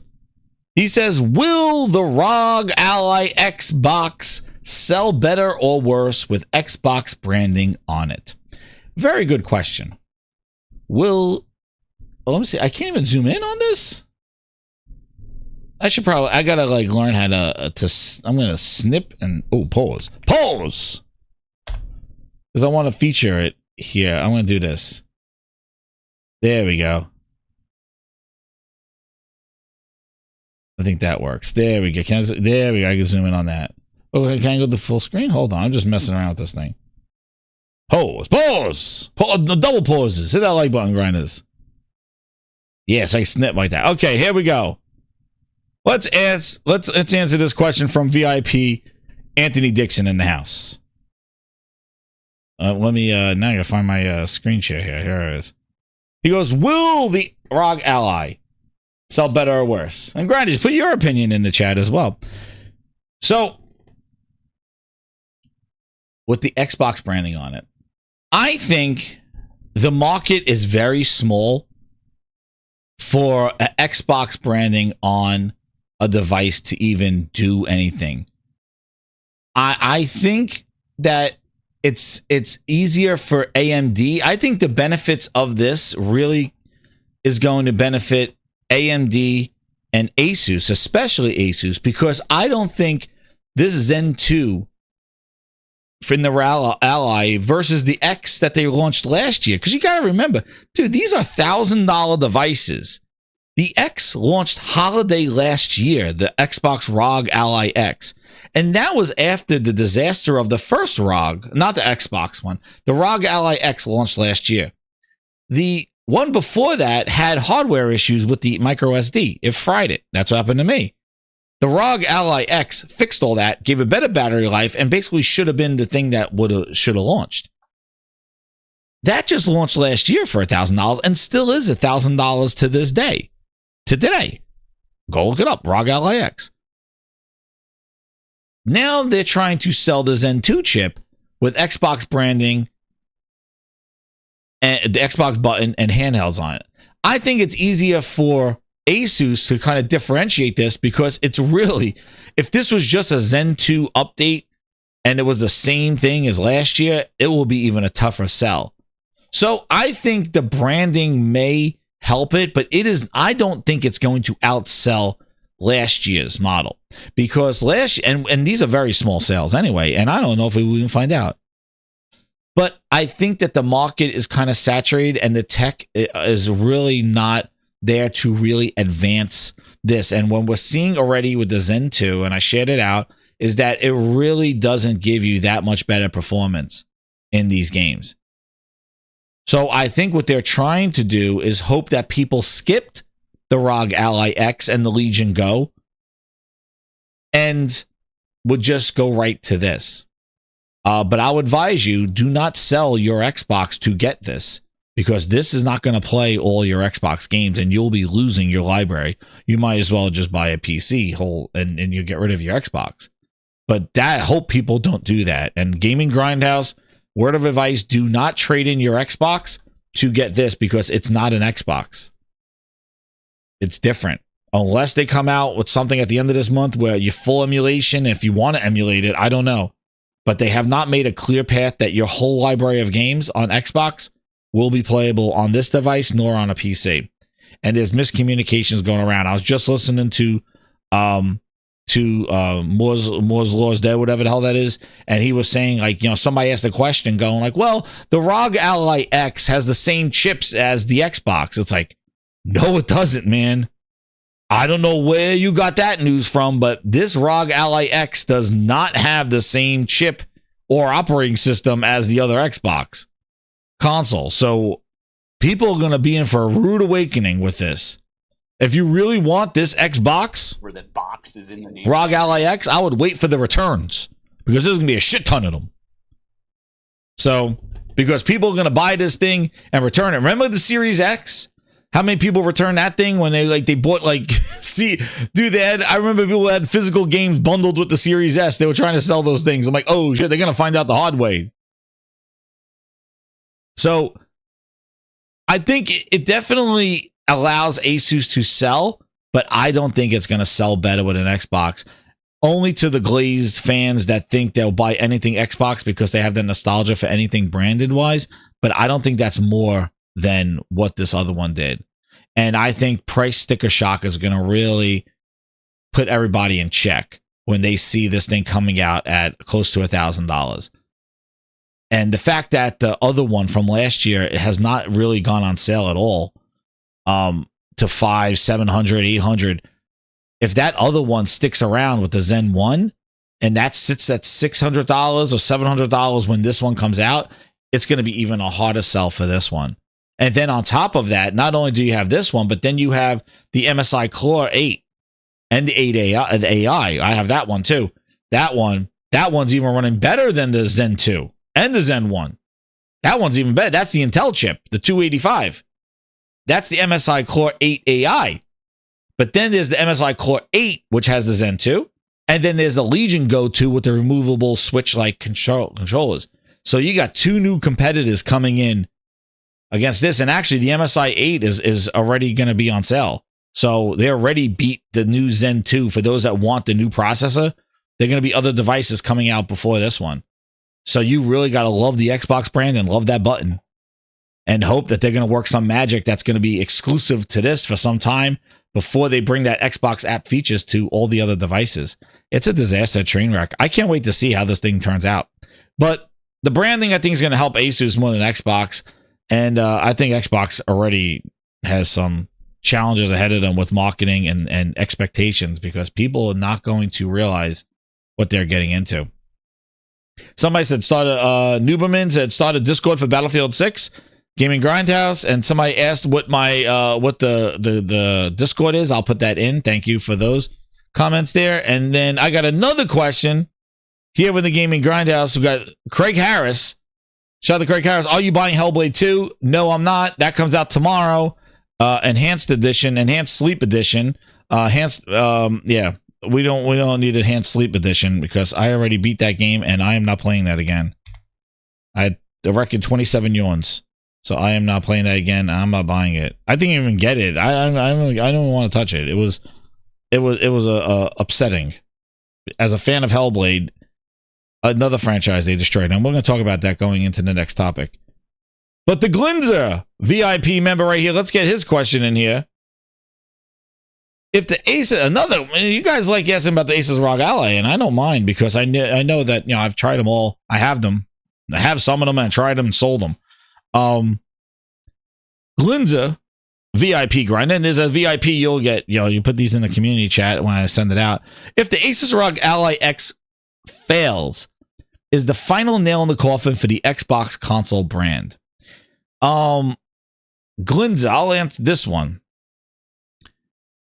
First off, I think the Xbox Ally, if it fails and doesn't sell like the previous ROGs, and again, I don't know what it's a very small 4 or 5 million total handheld thing. It's still in its infancy, and the Steam Deck dominates all this. The handhelds are a crazy market. It's it reminds me of Apple and Android. If you remember, Apple was the iPhone. It was polished. It was cooked. It was awesome. It had the apps and the support, and it was like the Steam Deck. Just where it worked great.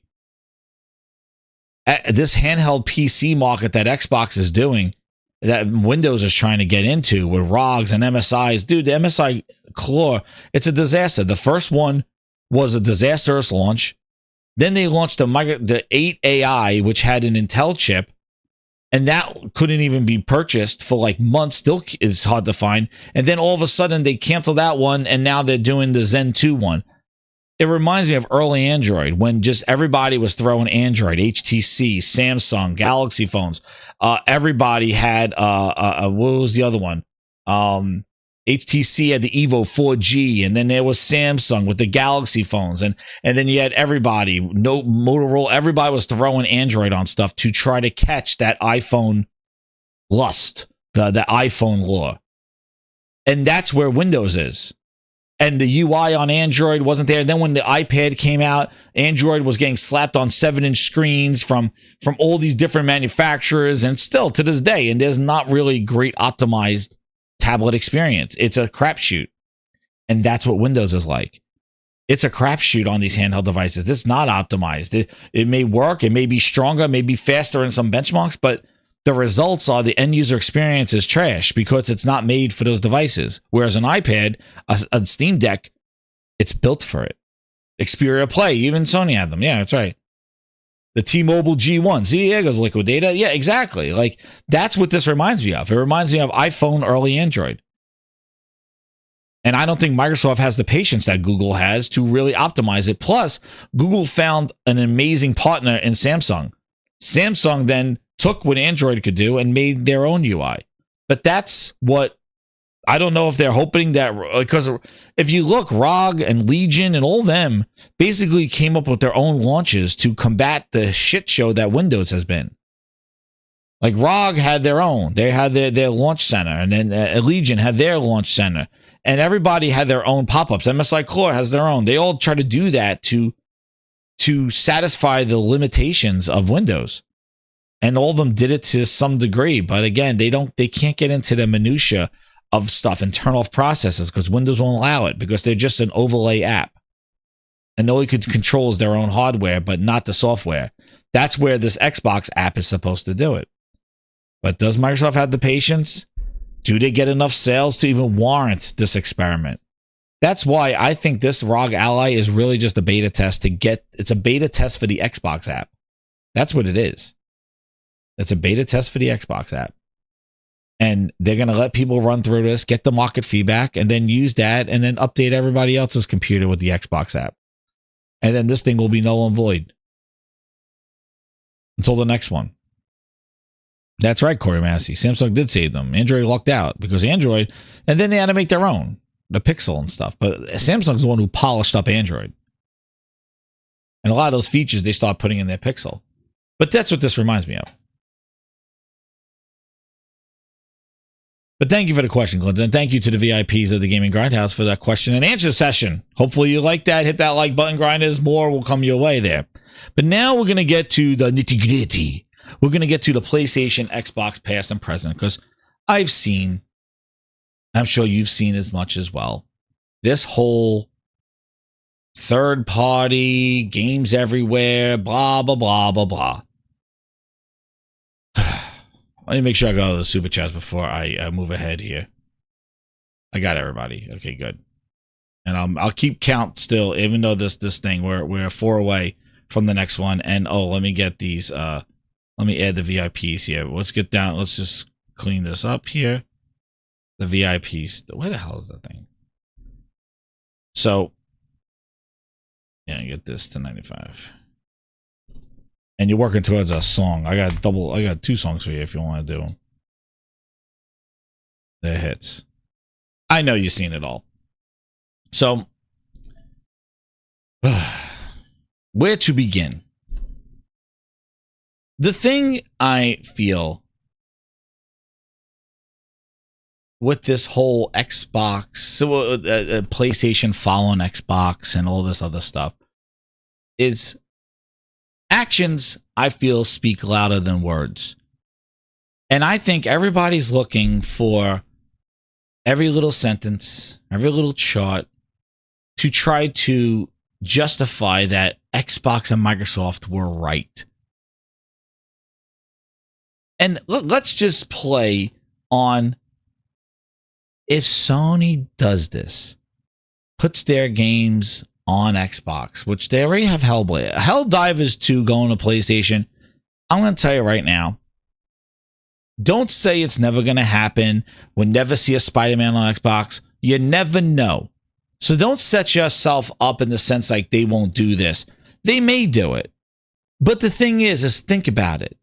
Even if they do it, what changes for Xbox? Because these are the primary people I see celebrating or trying to justify Misery Loves Company.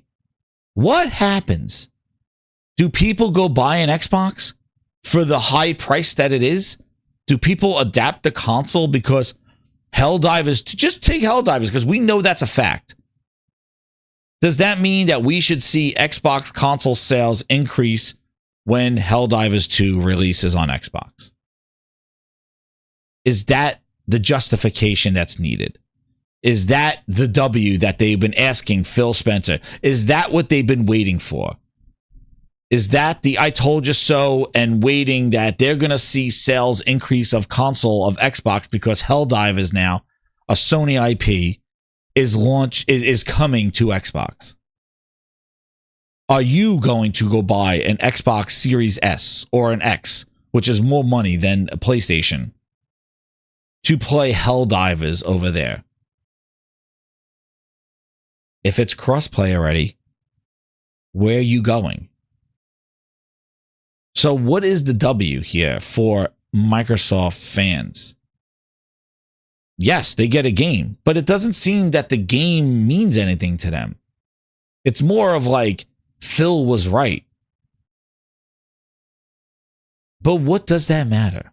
How is that going to fix Xbox? How is that going to bring them back? How is that going to make them successful? I don't know. That's why I say always in the search for W's, all they get are L's. Because they are always looking for the wrong W's. What back to Ybarra said, Xbox cannot make good games. So the one thing that I wanted to talk about of how the past has affected Xbox and PlayStation before we get to the present is what I want to explain now. Because there's a massive confusion here about how we came to this. The thing is that Xbox did not make great games with their franchises. The only franchise that survived the Game Pass pandemic was Horizon series, the Forza Horizon series. Quality of every other franchise they touched was atrocious. It was an excuse. And I don't think they did not curate and respect their IP. When you look at what Nintendo has done with the Mario theme park, what they have done with the Mario IP, anything that's with Mario has to be of certain Nintendo seal of quality. And you look at how Sony navigates its IP. Does The Last of Us get some bootleg shit? No. You may not like the story. You may not like the changes. But is the production and the quality of low? No. When we put our stuff out there, we need to make sure that the quality is there. When we put God of War Ragnarok out there, when we put Horizon Forbidden West, when we do Spider-Man 2, when we do Spider-Man 1, when we do Recall, when we do Returnal, when we do these games, we want our IP to hit because we want to do something with our IP. And that's where Sony and Nintendo differentiate from Xbox. Microsoft destroyed the quality of their IP. And you have to look further than if they lose their way with Halo. Halo was mishandled completely. They built a new engine. The story of Halo 5, like it went back to Halo 5. Halo 5 was quality, but they pissed people off with the story because of their marketing. And Halo started to get in that tarnish. Halo 4 was trying to be Call of Duty. 343 managed to mismanage Halo until eventually Bonnie Ross was out there, and now they have a whole new IP, but the IP with an engine. But they hurt the thing that made their identity. They didn't embrace Halo. And Phil said, if we lose our way with Halo, we lose our way with Xbox, and they lost their way with Halo. Crackdown was Phil's favorite franchise. And what happened to Crackdown 3? Delayed. Cloud sucked when it launched. Matchmaking didn't work. They shipped Joseph Staten in there to fix it. They threw on Terry Crews. Crackdown was Phil's favorite franchise. They were on the third one. And what happened to Crackdown? Franchise in the gutter. Gears War 4 with Rod Ferguson at the helm. Marcus's son, we're going to cook. Marcus Phoenix shows up and fights with you in Gears 4. It was safe. It was same. But it was the start of something. Gears 5 is going to change this. Yeah, the whole story. Now Marcus's son is not the main protagonist. It's Kate. Who? Yeah, Kate. The Queen's daughter. Granddaughter. Who? Why? What? What does that matter? Don't you want to know? No, I want Marcus and his son and the... What? No, it's Kate's story. And we're going to do open world sections. They're going to have the same mechanics as the roadie run. So you roadie run in snow. What? Why? Why is it open world and I'm still running like I'm running down a hallway? Because we didn't take the time to make open world animations and new climbing mechanics or anything in the open world. It's just like you're roadie running in an open world. Why? Because that's what we do. Oh, and make a choice that means nothing, and have a boss fight at the end that means nothing. At the end, the gala, I don't get it was some gala fight or something. They had to, like, it was in the gallery or something like that, and there's like this tentacles are fighting you, and it's like, make a choice. It's like, what? It was a disaster. It was a horrible story. I did not like that at all. But what did they do? Another franchise on the down. And now we got Fable, mismanaged. Who knows what Fable's gonna look like? Faking us out with gameplay of Perfect Dark, trying to bring franchises back. And not bringing them back. And then on top of that, even studios that they acquired. Redfall, they destroyed Arcane. Done. And then Starfield. They purchased it off the shelf, Todd Howard's game. Think about all this IP. It's not just one. It's not a mess up. It's not a Concord. It's not one. It is just, and it's key franchises. It's like if Sony messed up on on God of War, on Last of Us, on all their big franchises, on Uncharted, and they were down. You can't do that to your IP that built your identity. And that's the consistency that Microsoft failed, and Game Pass could have been the culprit. And now, yep, and Mr. Tennis says, don't forget about Forza Motorsport. Yes, 6 years in the making to be gutted. Not even competitive with GT7. Like I said, Horizon was the only one, and even Forza Horizon was missing out on innovation. It was safe. They put seasons in one, and then the other one they said we're going to Mexico. Like, it was just, they didn't add new mechanics, new vehicle types. Nope. They didn't. They kept it same old, same old. But this is the slow burn over years of disappointment. And then on top of that, not only was the stories and mechanics and graphics never enhanced, but they never took advantage of the hardware. They never did. The most powerful console in the world, and you show Craig with Halo and lighting issues. You don't do that with your premier franchises. And years of that, this is over 5, 6, 7 years. And on top of that, all they would do would talk about where you could play these games and how cross-play and play anywhere and Game Pass for a penny. Game Pass, like, it's just, it was all that. So all that scenario, and Helldivers, which is one of Sony's only successful service games, which we'll talk about their service venture because it's not pretty. They put it on Xbox. Does that sound like, has Sony lost their way with their franchises? When you touch God of War Ragnarok, were you like, oh no, Sony lost their way? when you played Spider-Man 2, where you're like, nah. There may be your opinion that is maybe not your favorite one, but what they did with that game was awesome. Sony cares about IP because that is their identity. And I see both Sony and Nintendo really embracing how they could leverage their IP in other forms of media on other platforms of ways to get people to know who we are as PlayStation and as Nintendo. But they find value in their IP. Microsoft diluted their IP. And then on top of that, not only lost their identity, but also lost where to play and go all this other stuff. But the thing is, they lost sight of the games. The games and the delays. And then we're sorry it's not at 30 frames. It's not taking advantage.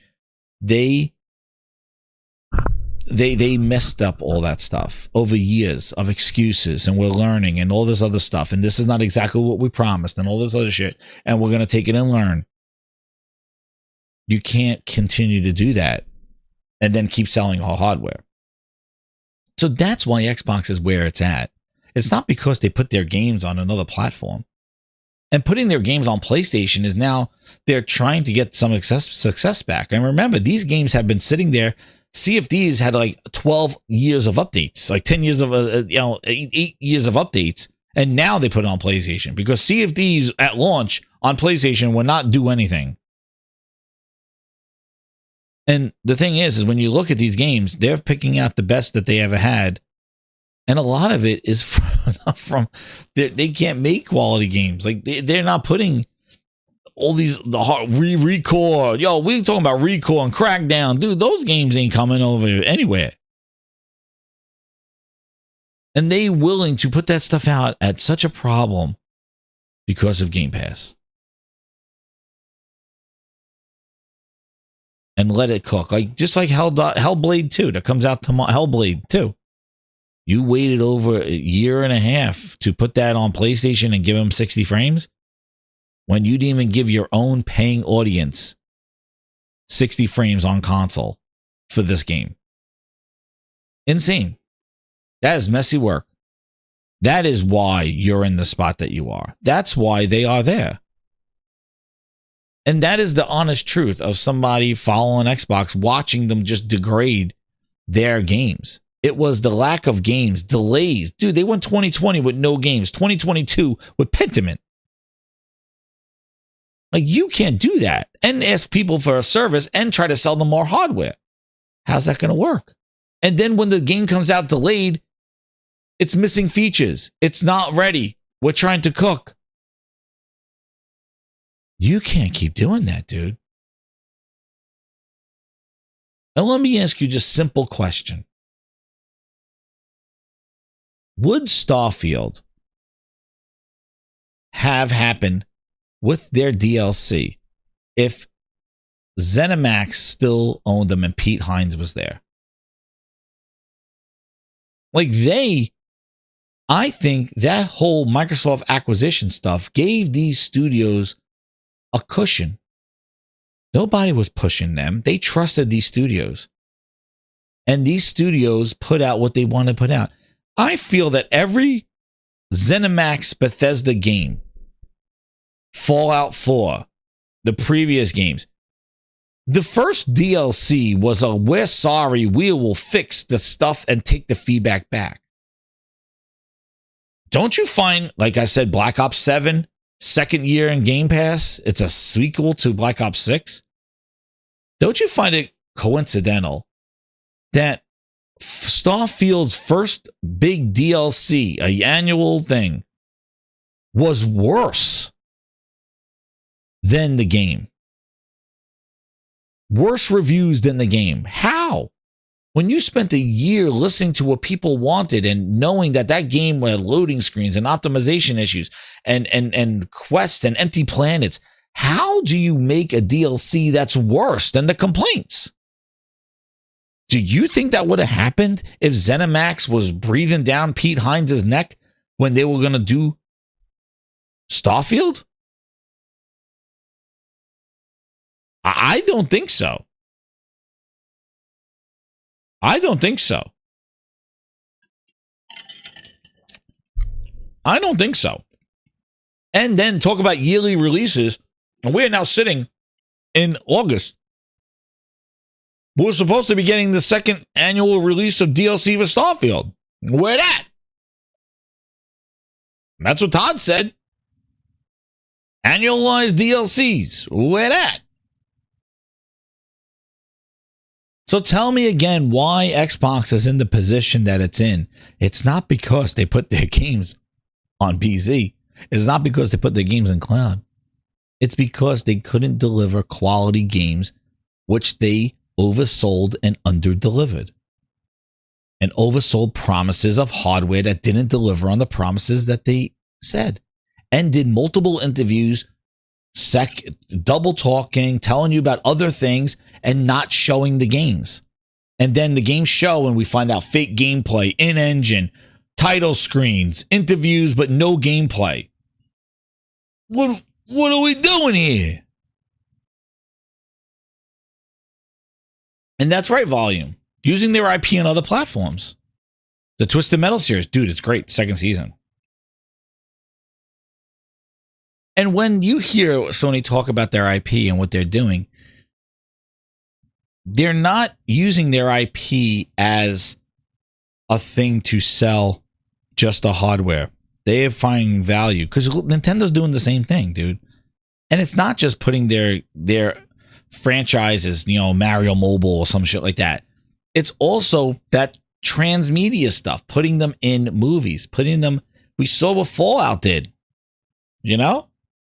We saw what Fallout did. We saw what Last of Us TV show did. We saw what the Minecraft movie did to Minecraft. There is crossover. With media nowadays, there is that crossover. If you make a quality movie, a quality show, you may increase your engagement in the game. And we've seen this multiple times. That is a business. But guess what? You need to do respect for the IP. Paramount Plus Master Chief didn't do anything for Halo because it was a disaster. So you got to show respect for your IP. And I've said this multiple times on here. And that's the thing that I care about because that's their identity and the quality of games. So while we're on the topic of IP in the past and looking what PlayStation talked about and did, everybody talks about this new move, this new thing. So that's just this PlayStation's new pivots and new changes because of all these interviews. Dude, look at this. Where do we got to go? You know what? Let's go back to Jim Gordon Ramsay Ryan. Jim Gordon Ramsay Ryan. PlayStation Past. Every time shit comes out of their mouth, we hear the same old rhetoric from the same old people. And I just told you about their story.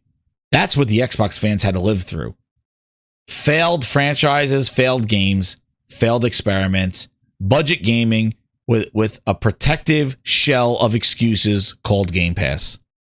Glinza with the 5. Xbox fans bragged that Microsoft had a lot more money than Sony and Nintendo. That's why Microsoft's failure with Xbox is such an epic L. Money can't buy competence. Exactly. And mismanagement. Mismanagement of the studios. What's up, G-Wiz of the stars? How you doing? Sarabon with Tyson's chicken, man. Wild times. Just on the board, though. She's still with Xbox. But let's listen to Mr. Puddin. Mr. Puddin! To portray character, to portray emotion, to portray personality, particularly the high-end gaming experiences are going to become more and more lifelike.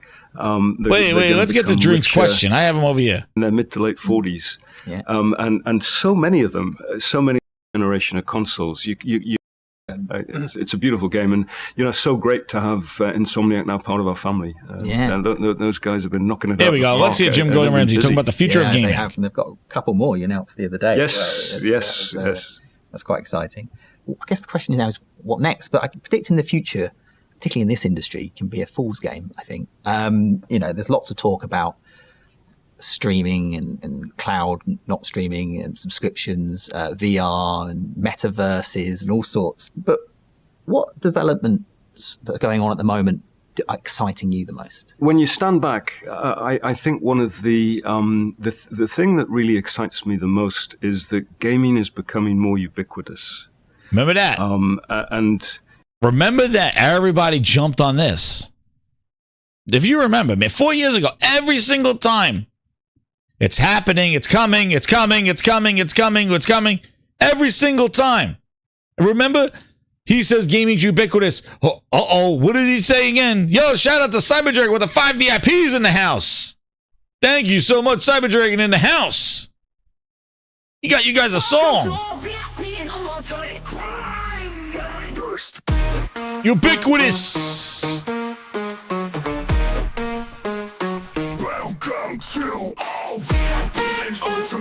Shout out Cyberdragon in the house.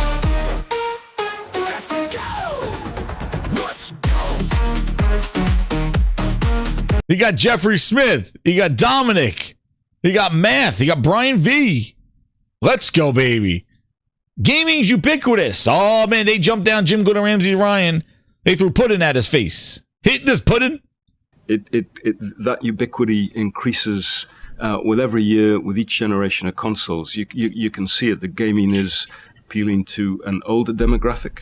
Mm-hmm. It's appealing to a younger demographic. Gender parity increases with every year that passes. The depth of engagement of that community increases.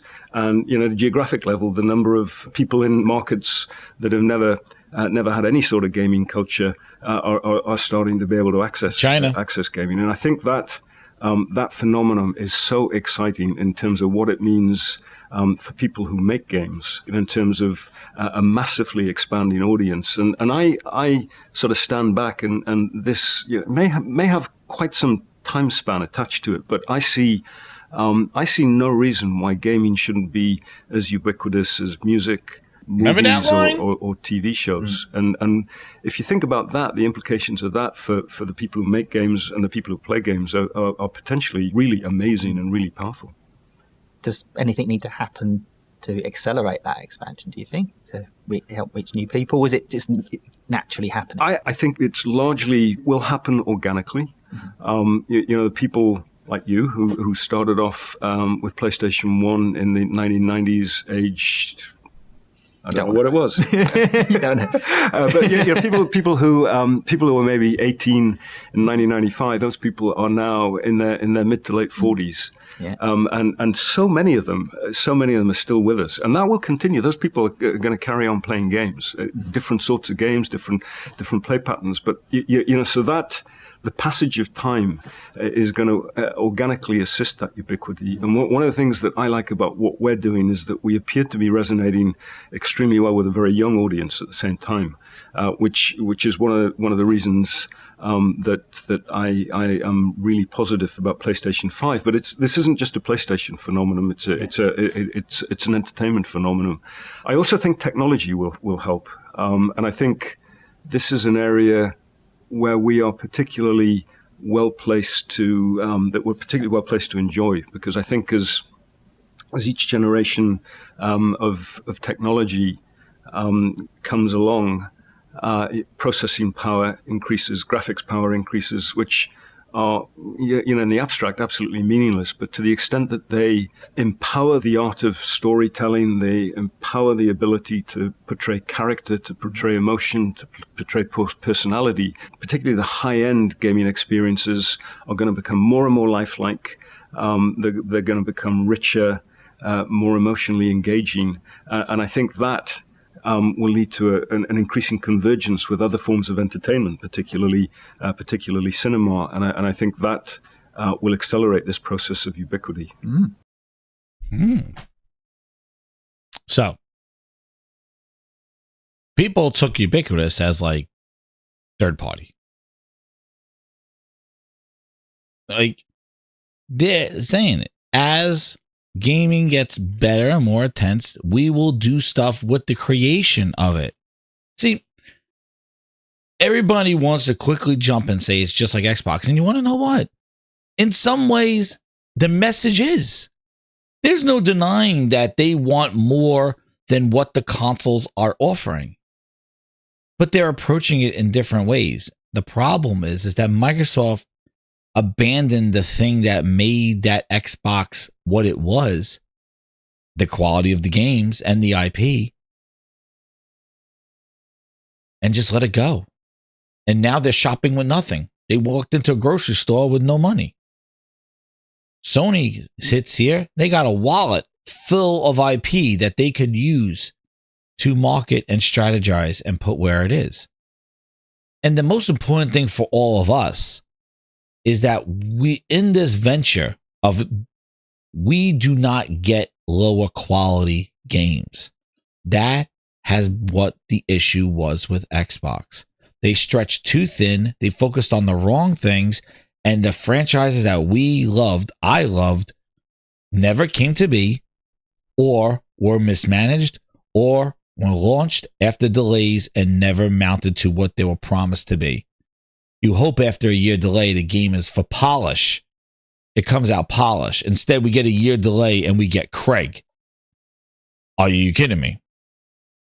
And then we get, we're adding all these features later. No campaign content. I could go on and on for Halo. You know that. Go watch those videos.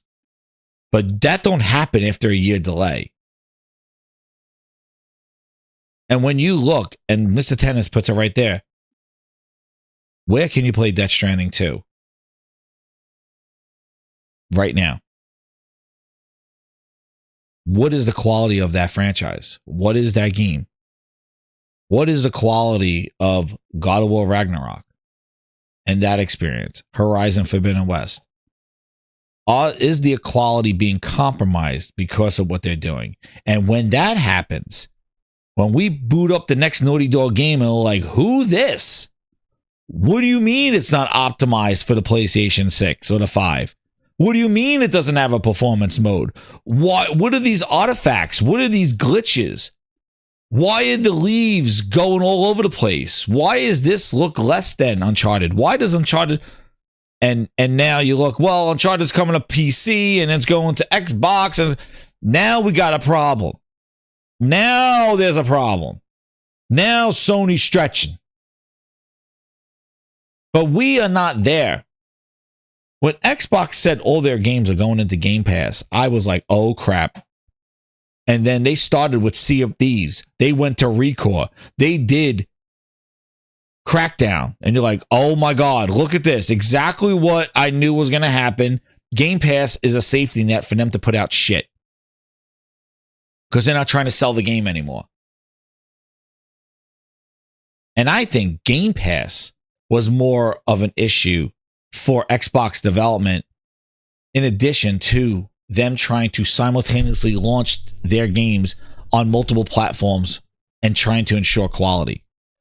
So the quality dipped because they're stretched too thin and nobody had to buy their games and they could throw it in Game Pass. It was a double-edged sword and it went on for years. Now I always say PlayStation FAFO. Your quality starts dipping because you want to go poke around with the neighbors. Then we got something. But you're not doing this. You know, we already seen some of Sony FAFO in Concord. Maybe if it was a PlayStation exclusive, they would have paid more attention and maybe listened to the feedback and did something more with it. Maybe because it was everywhere day one, it didn't work. I don't know. But we cannot have the quality of the games dip because that's when you lose your audience. Especially if you're trying to sell a device that's best played their games. You buy a PlayStation game should be the best there. And if it's not, because you care about this other stuff, now you're in trouble. And that's when we got to be like, this is ridiculous. But toning on words of everywhere and all this other stuff, like everybody just wants to say they're Xbox. And if they are, they're third party. Well, guess what? Xbox still don't win. Phil Spencer still doesn't walk off into the sunset. Consoles just don't fly off of shelves, and Xbox is now at 80 million. There's no redemption for what the damage that they did to the Xbox brand. And they know that. That's why they just want to pull down. It's like Rocky at the end of Rocky 5 when he has nothing left and he's fighting Tommy in the streets. And the guy's like, touch me and I'll sue. Touch me and I'll sue. And Rocky punches him and goes, sue me for what? He has nothing. That's the Xbox camp over there. They don't have anything. There's nothing left. There's nothing left. Microsoft and Phil destroyed everything Xbox had. I still don't know how they're celebrating 25 years next year. 25 years of what? Of sad memories. It's like going through a slideshow of your of like you're married. Like it's gonna be a sad show. What are you celebrating? Xbox is not what it was. It's gonna be the craziest thing. But let's cue back to some more tapes of PlayStation because we're gonna go to where the present and what they stated before really shook them up. Because this part, where is this one? I have this video here. This one here. This part 1 in Hold on. Part 1 in March. Our strategy extending the reach of our IP. Here we go. Because this parallel less than a quarter. This is where Sony has a potential. And this is where I think PlayStation has messed up. This is where it is. And I think we all know where it is. And this was 2 years ago. Of PlayStation Studios. Herman, get in here! We will see investment in new IP Watch rise to this 50% of a much larger total by fiscal year 2020. Get ready. This is investment that we anticipate will yield significant returns in the second half of this decade. The strength of our existing IP portfolio, together with our major investment plans, is increasing our appetite and ability to extend. So this is what their plan is for expansion and growth, right? Okay. Herman, okay, the button's undone. But right after the next slide is when the Herman-ness. Properties beyond gaming, making them accessible and loved by even wider audiences. Next one. We are bringing PlayStation franchises to movies and the TV, bet, as the well bad as bet. parallel opportunities with experiential events such as theme park attractions and extensive merchandise agreements. The final area of portfolio expansion is in live services. As you can see on the left-hand side, considerable gaming category growth is anticipated to be driven by live service titles and content. On the right-hand side, you can see how our investment approach is changing to embrace this, with more than half of PlayStation Studios spent focused on live service. Oof. This is the FAFO. It could be their Game Pass. See, Game Pass was a failed experiment and it hurt. But this live service stuff that they bet on in 2023 and now are trying to course correct, this is their FAFO moment. This could be their Achilles heel. And it has been. And I think this live service stuff has hurt them because they bet on some promises. I'll show you the next slide. Like when we go through the next one, I think they made some wrong bets. But look at the top column. Look at the add-on content growth opportunity and look at the digital full game. In 2026, they anticipate 7.4 growth in the sales of digital full games subscriptions. But look at the number of add-on content. The add-on content, it makes the digital full game sale dwarf.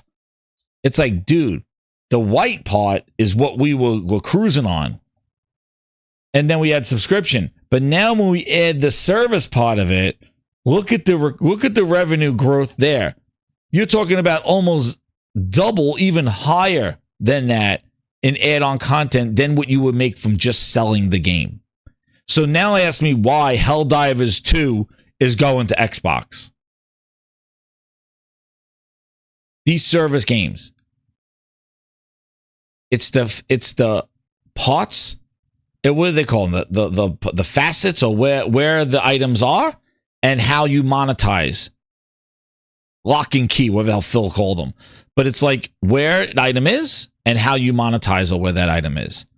And look at what they forecasted. And now they talked about this in 2023. You're an investor. You bet this like, yo, where is it? Yes. And look at the shift. Traditional 40%, live service 60%. This is before they FAFO'd in live service. They made some real egregious bets. And then listen to Herman Holtz right here. And that's a good point, Josh, because I think that's another thing. And we'll talk about the service thing because I'm going to get into that right now. Yeah, here. Fiscal year 25, all while maintaining our commitment to the single-player narrative experiences that our players love. There you go. Trying to glaze. Oh, no, single-player experiences will still be there. But Herman, you said 40% of the glaze. Right? The 40%. Now, this will result in a significant rebalancing of our title portfolio. A significant rebalancing of our title portfolio. And this is why I think things got us shifted around a lot.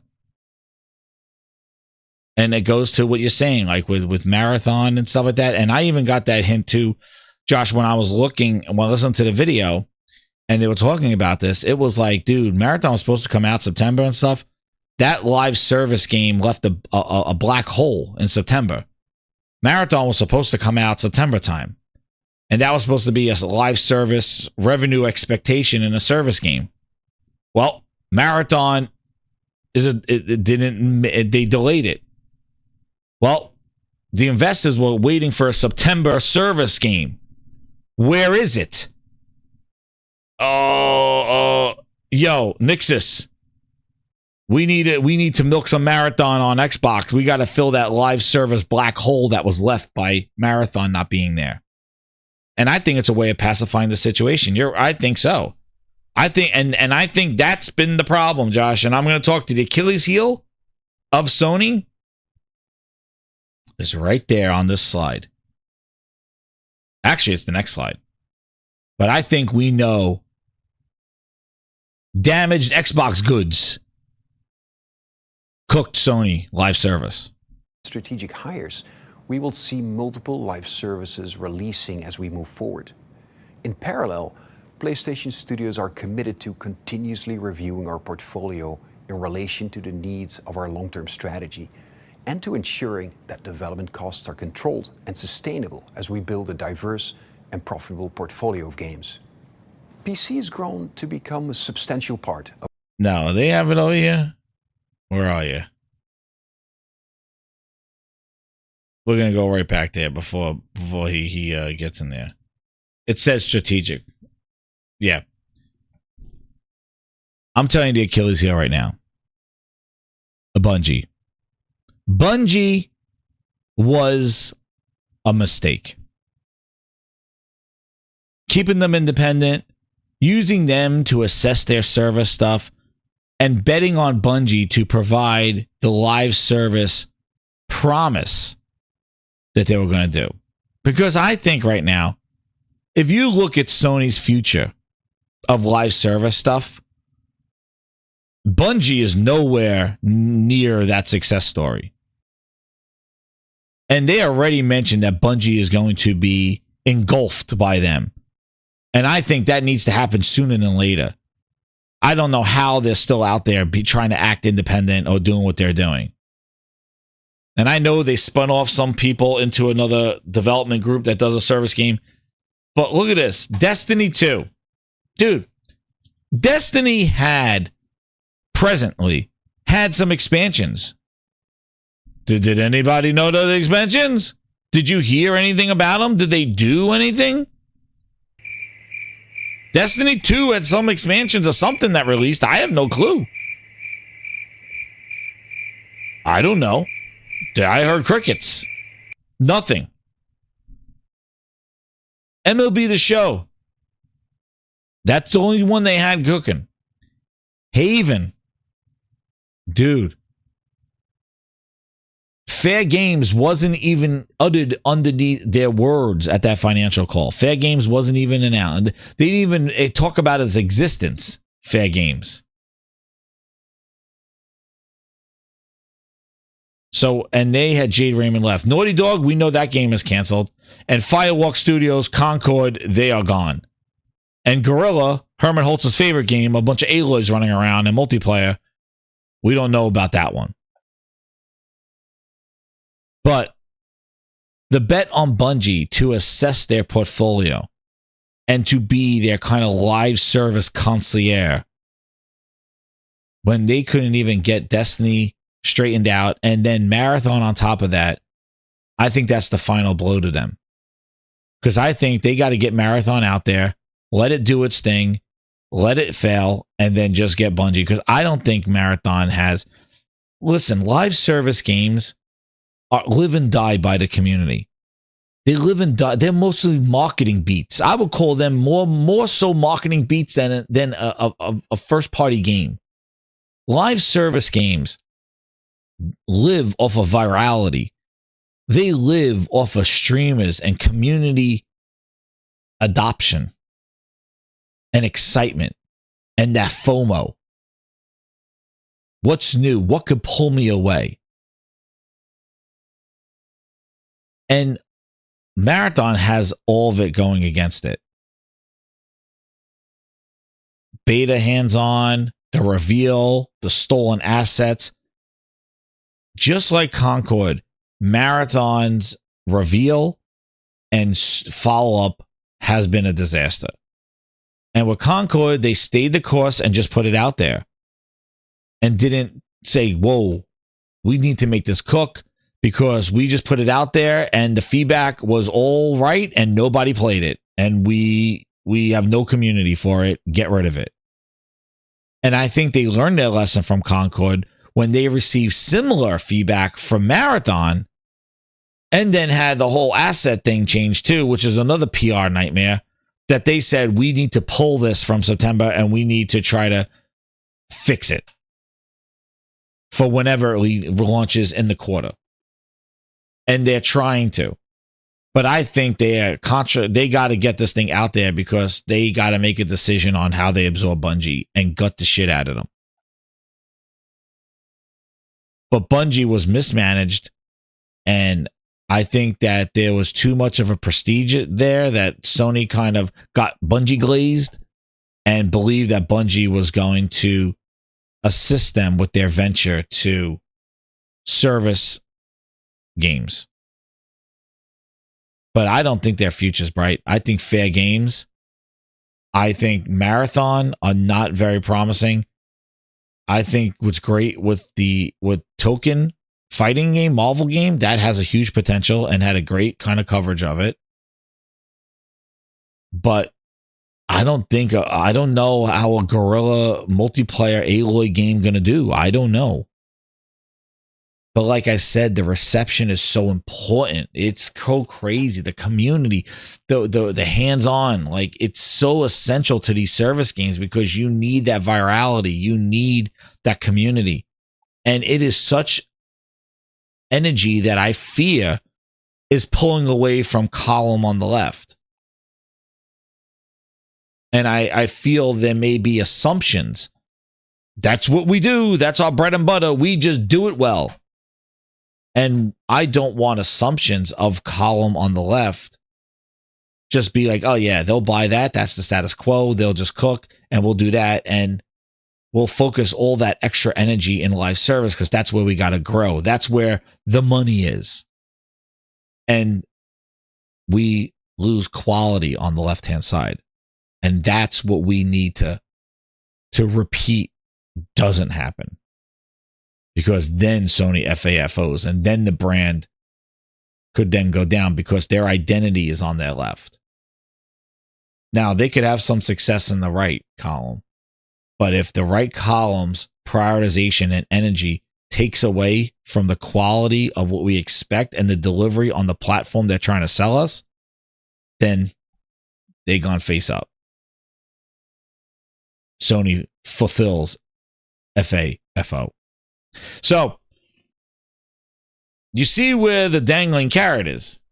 Forward. In parallel, PlayStation Studios are committed to continuously reviewing our portfolio in relation to the needs of our long-term strategy and to ensuring that development costs are controlled and sustainable as we build a diverse and profitable portfolio of games. And then here's that PC venture. PC has grown to Look at the numbers on this one too. It's all overhead. It's all numbers. Look at how much money. Extending the reach of our IP beyond the console to a broader audience of players. In fiscal year 22, with the very significant contribution of Bungie's established PC business, we more than tripled our revenue from PC players and entered the top 20 publishers on a leading PC game store. We also launched 2 of our largest PlayStation games on PC, with Spider-Man Remastered in August and The Last of Us Part 1 in March. Our strategy for mobile has seen much activity behind the scenes in the last year, and this is now taking shape. There are 3 pillars to this. Collaboration on establishing some of our top IP with select industry leaders in the mobile space, establishing our own network of internal development expertise, and finally, building a world-class publishing team with the necessary toolset to deliver successful mobile content. In total, the audience broadening initiatives that you just heard about will have a fundamental effect on the shape of our game portfolio. By fiscal year 25, almost half of our new release lineup will be available on PC and mobile. This is a dramatic change from anything that SAE has done in the past. You're my In number summary, one customer. We now have a clear and structured approach to SAE's first-party portfolio built upon the strong foundations of a wide variety of genres and business models across both new and established IP, with a cadence of 2 or more major releases a year. We have established the capability to grow our franchises. You hear the change, right? What was that, Herman? Across both new and 2 or more major releases per year. And then in the last show that he said in that Financial Fireside about a month ago, what did he say? We'll have at least 1 tentpole title. We went from 2 or more, which they've been kind of hitting. We've been getting to 2 or more. But now he said in the last month, 1 tentpole title per year, at least 1. Now he says at least 2 or more. So we're regressing. You see the change. Now, I don't know if it's their shift in. Remember, this is when they were going guns a-blazing with live service. Maybe, and I think exactly before the Naughty Dogs came in and said, dude, we can't do both. Sony had to switch their pivot, and you could tell this sounds very promising. This is like, oh yeah, we're going to do everything. Cake and eat it too. And it's like, When reality set in, it didn't happen, Herman S. Because you went from 2 or more major releases per year and the service focused and doing all this stuff, very ambitious, to now much more reserved. Tentpole title. 1, at least 1 tentpole title. 1, whoa, at least 1. Just say yeah. Established IP with a cadence of 2 or more major releases a year. We have established the capability to grow our franchises and to maximize key IP across different platforms, alongside significant new revenue and media opportunities. Thank you for your time. I will now pass over to Lynn. Across both new and expanding to new platforms to grow audience. And then there you see IP with all those things. So, tentpole. Things are changing, and they changed around. Remember, they went from all those service games. They shut down studios. The Concord opened up their eyes. They're changing. But the service thing, I think, has been the Achilles heel of PlayStation. Of course, I think it has been. Gunzo with the 2. He goes, imagine Nintendo focused on racing sims. FAFO, Sony. Yeah. And I think that they thought they could pull a Microsoft. Let's buy Bungie off the books. Just like Microsoft just bought Activision. We're going to buy Bungie. And we're just going to be in that service space. See, the problem that we found out was At first, I thought the service stuff was being built by unique teams like Haven, like Firesprite and them, and not taking away from the first-party stuff. But we later found out, as they started canceling games, Studio Bend, Bluepoint, Naughty Dog were all being split up and broken up and used to make live service games. And now we realize that they were taking from the studios that delivered, like what Glenn was saying, the quality story-driven ones that moved units and made Sony what it was, and trying to make them do something different because of this potential growth and money that's driven. Like I showed you that chart, that they had this anticipated growth. It was almost double than a full digital sale, sometimes triple of the revenue potential. So they pivoted their studios and they took away from their studios. And I don't know if they forced them or they didn't force them. All I know was that they took their studios that traditionally were making those games and they were working on service games. Studio Bend, one of them. So that's why maybe we're down to one tentpole title. And that's why probably these games go to PC more to get that money, that missed money from when they were, just like we were talking about Marathon. Marathon was supposed to be September. Like, come on. I tell you I'm going to drop a video in September, and it's like, oh, yeah, you're going to have the video. You guys are going to be there, blah, blah, blah, blah, blah. And I talk about this September thing. September comes, and I'm like, guys, you know what? That video is not going to happen in September. And you're all like, well, whoa, where's that video? Well, we could better get something. Grindhouse, you better give us some sort of content. You told us September we're supposed to get something. And I'm like, oh, shit.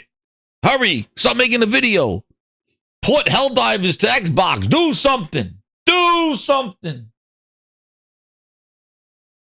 Because September now doesn't have that service expectation there. Who knows? And maybe they had plans to have their games 2 tentpole titles. And guess what?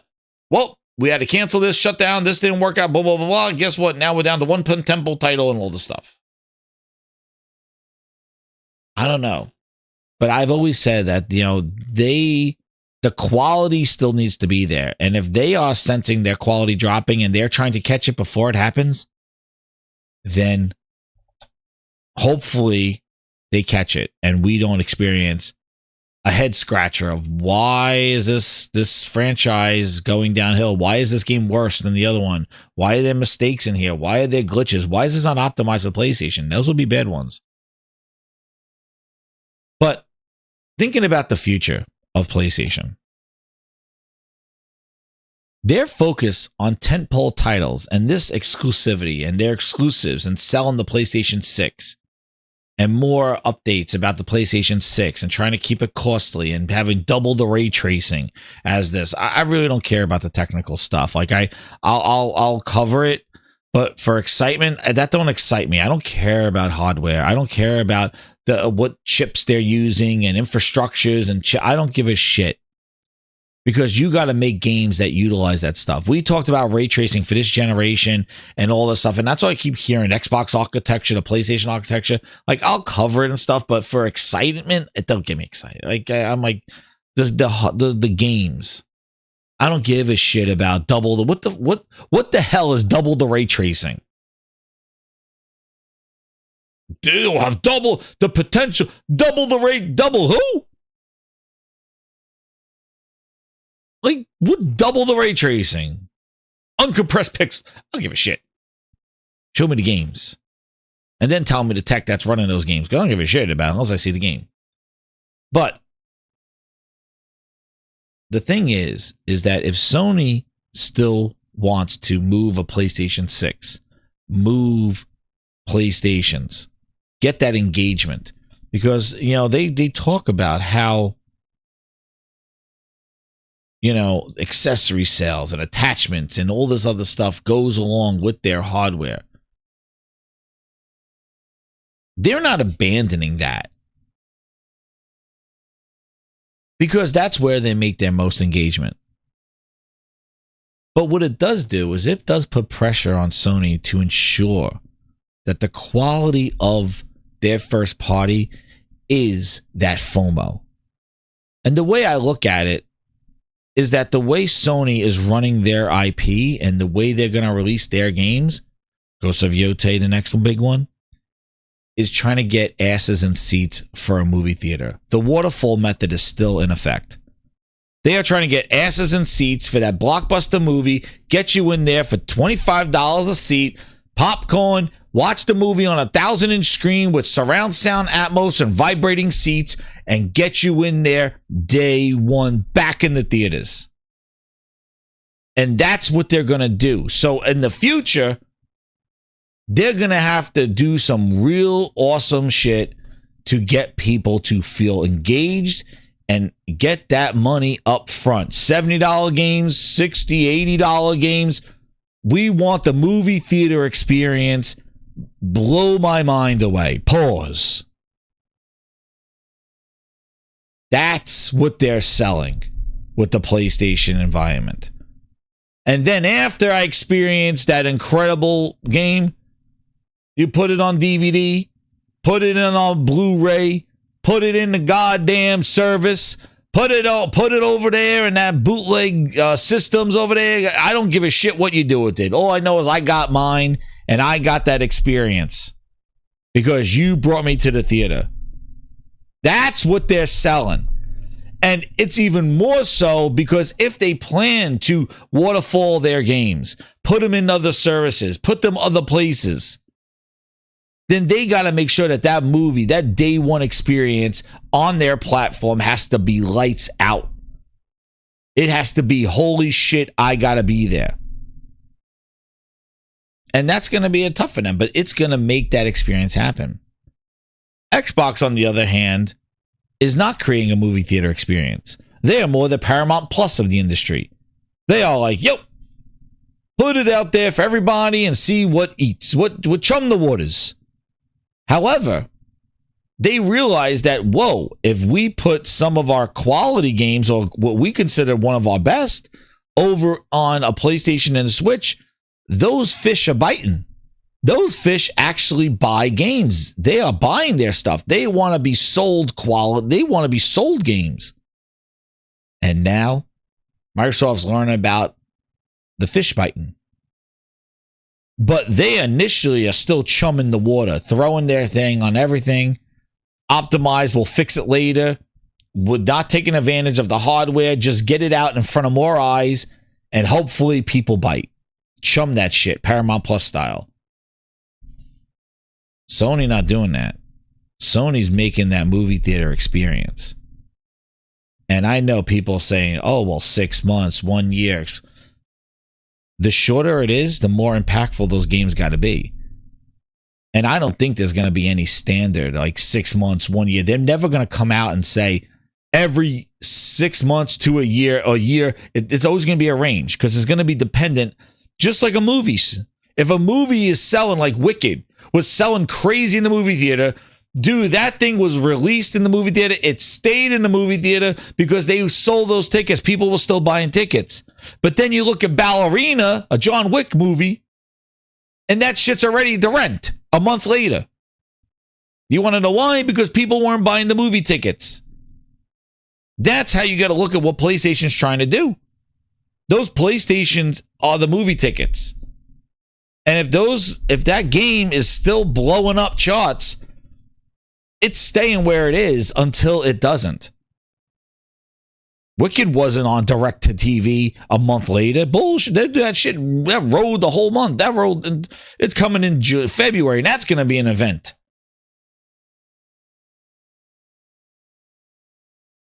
You're not doing that. FOMO. And I think Ballerina is probably good. I didn't see it yet, but I just know that it didn't do what it needed to do, and it was on direct to TV. It was on rent to movie theater at home in a month because it stopped getting asses in seats at movie theaters. So that's why Sony quality got to be there, and that's why they got to make sure the marketing and everything is crystal clear. And let me tell you something: FOMO is a big driver, and all the stuff that's going on now where everybody's like, I'm not getting a PlayStation. I'm done with PlayStation. I'm done with this. Okay. But when you start seeing Ghost of Yote come out and you see Wolverine and you see when they drop that next Insomniac trail, the Insomniac trail for a Venom game, and you see that Intergalactic come out, or even just Ghost of Yote, wait.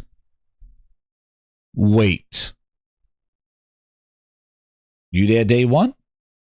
Because of some bullshit vice president talking out their ass? Oh, we're talking about how we bought a Bandai and talking about how we're expanding our IP and just shopping it, bringing it in other devices, bringing it to other places. Want to grow our IP. I'm not. If the quality of the game is not there because they're bullshitting, then I won't get it day one. But for what I'm seeing, I'm not waiting until the quality doesn't deserve my money and I could get a better experience day one somewhere else for the cheaper, less subscriptions. Now you got a problem. But Sony's not giving that problem. Ghost of Yote doesn't have a better experience on PC day one for no subscription.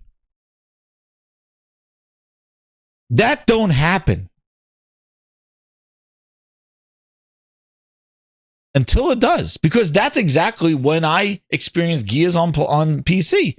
Day one, I could play it with no subscription. And I could play it at higher resolutions and better performance than the Xbox was giving me.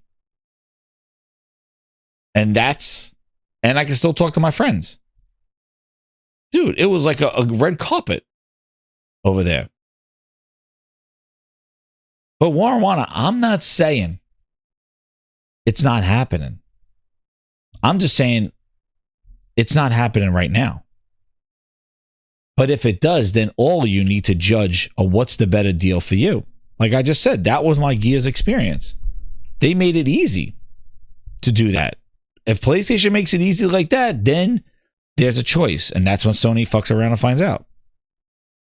If they go Ghost of Yote is on PC with better performance, you could get it for cheaper on CD keys. You don't have to do any of that shit. Then do it.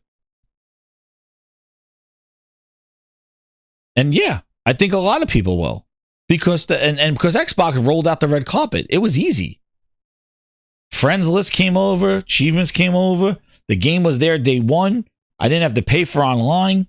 And I was able to experience higher resolutions of games than the console could do. And if Sony does that, then we're having a whole different conversation. But if they do that, they're going to be real ballsy. They're going to have some... Have an exciting life now. Breakfast to go. You're going to love... And some overconfidence to think that people will just blindly get a PlayStation. And there will be people. But those sales... over time, we'll start doing that. And that's why Xbox had that effect. But the problem is the games were a wait and see. But I'm telling you right now,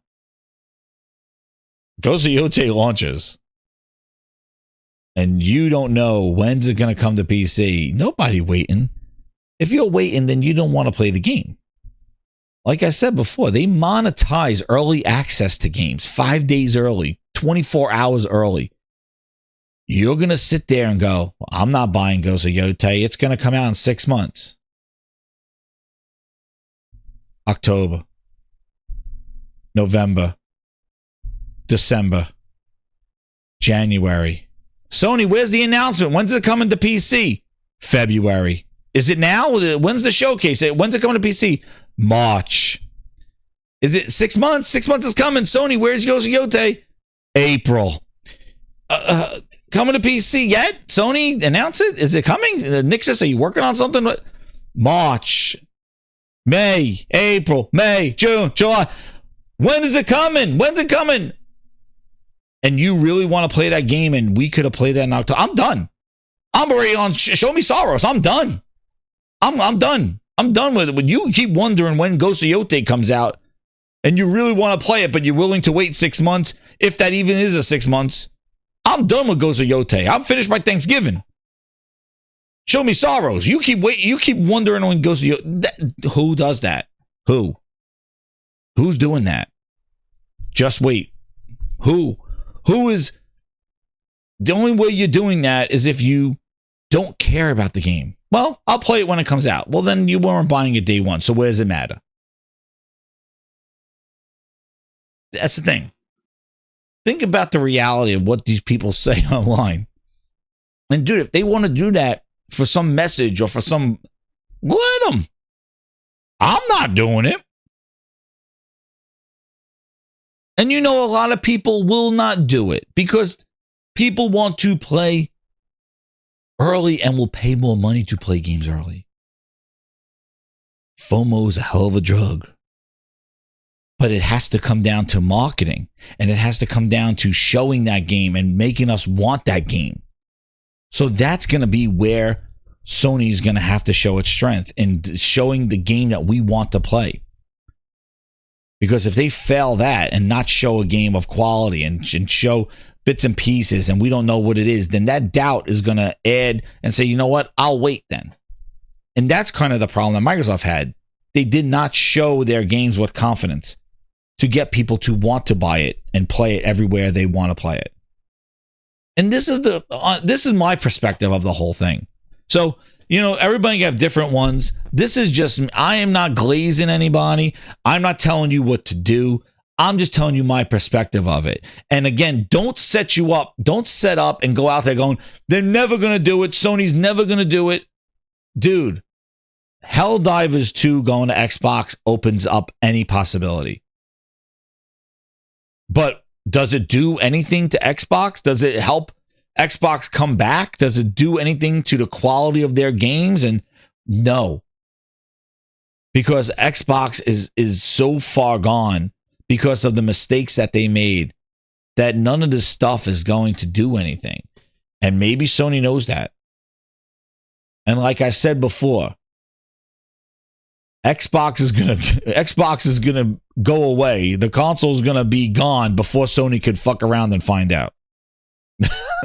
That's the line here at the Gaming Grindhouse, Grinders. Where that box is in the name of our brand. Before Sony could find the ramifications of putting their quality games on Xbox and getting Xbox, Phil Spencer will be sure to destroy the console as he already did before Sony could find out what the repercussions are putting their games on other platforms. And on top of that, if they do see a dip in their consoles, and what's so funny, another thing about their future, another thing is like if they were getting away from the hardware, Xbox PAF, Phil running around find out, you know, if Sony was really going away from the hardware, right? Then why would they even announce that they're at 80 million consoles sold? If the dude's coming on his interview, like just think logistic wise. If this guy coming out here like this, where is he? If this guy, let's see if I can find him. I don't know where he went.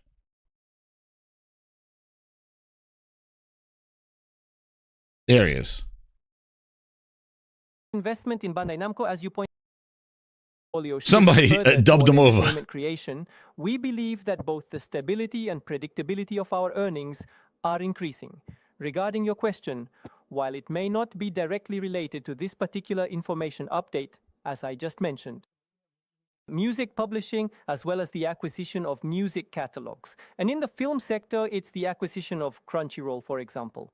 Through these kinds of expansions, we have achieved significant growth, and as a result, we have been able to grow our overall business portfolio and improve profitability. That's how we see it, that's all. We believe that both the stability and that expand communities and enhance engagement. In this way, as our business portfolio shifts further toward entertainment creation, we believe that both the stability and predictability of our earnings are increasing. Regarding your question, while it may not be directly related to this particular information, Specifically, imaging, digital cameras, have been taking up a larger portion, and as a result, we recognize that the stability and predictability of our earnings have been increasing.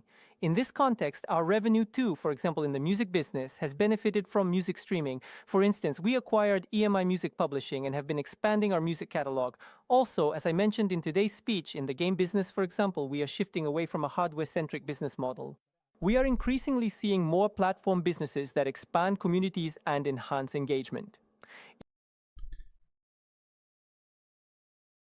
Speaking about the creation and content of Sony across all their entertainment products, that they are a creation company. They are not a hardware Walkman sell. We're not just trying to move hardware, because again, they can't sell hardware every quarter. Like they're not coming out with new PlayStations every quarter. You're 5 years in PlayStation. Yeah, you're selling it. But how are you going to say, oh, well, up a quarter? The recurring revenue comes from the creation and the content. That's what they're talking about. That's the stuff. That's what they're talking about there. They do got good headphones, yes. But they are trying to create and not just be hardware only. But why would they do in the same meeting talk about their hardware sales at 80 million if they were moving away from hardware? And one of the other things that's really interesting is that they were able to sell 80 million PlayStation 5s.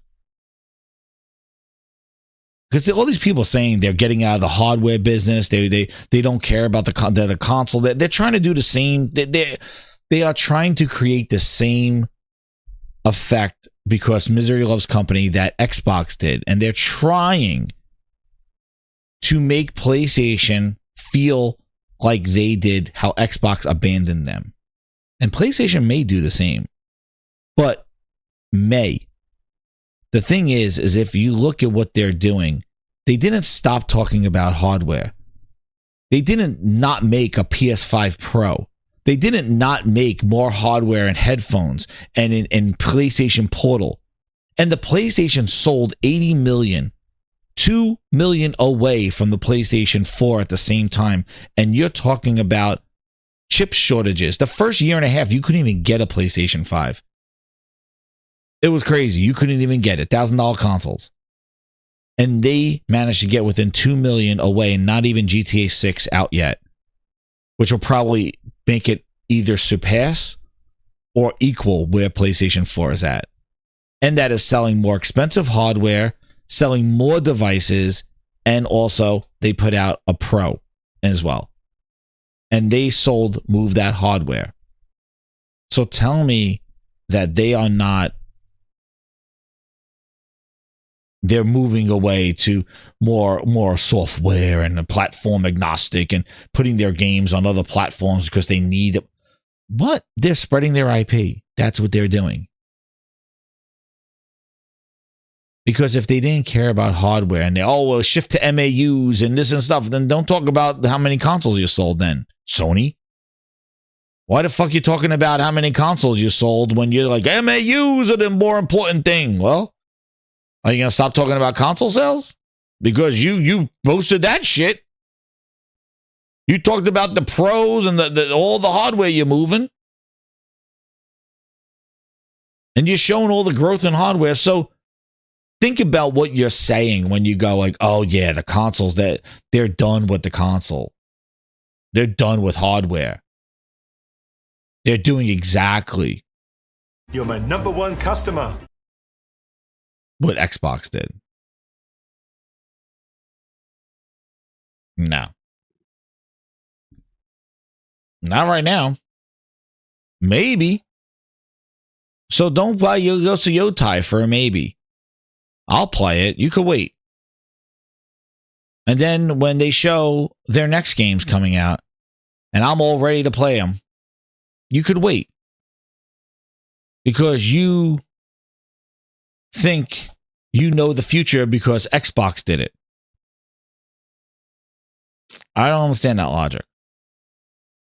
Because if I see something I want to play, I'm going to go play it. No matter where it is. Never here saying don't get an Xbox. The problem is Microsoft hasn't made the games that people want to play. And every time I experience it on a PC, I'm still not engaged because I'm like, this is, I played Hellblade 2. A disaster from the first one. Are you kidding me? There's no reason to go buy an Xbox for that. Did they update the dashboard to give you a premiere experience? No. The experience still, they added a free-to-play section. Dude, the dashboard interface is horrible. They have not done shit to that console. They abandoned that thing.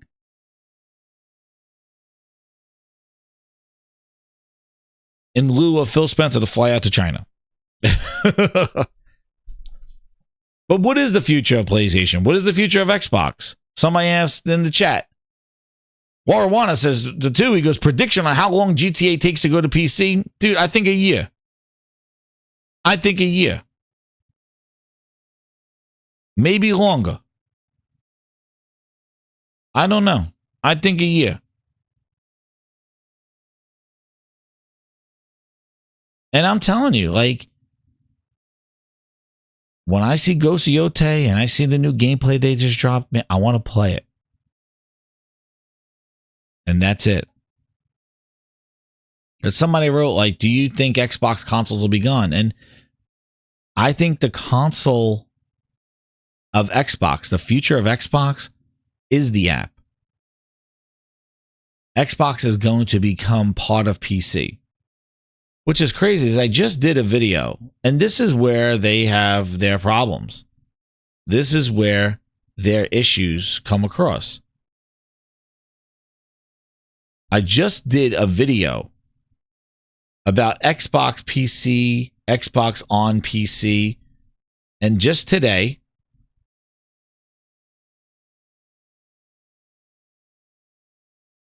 maybe Ninja Theory didn't get the memo, but Ninja Theory tweets out, available on PS5, Xbox Series X, Xbox PC. They went back to Xbox PC, Steam, and Game Pass.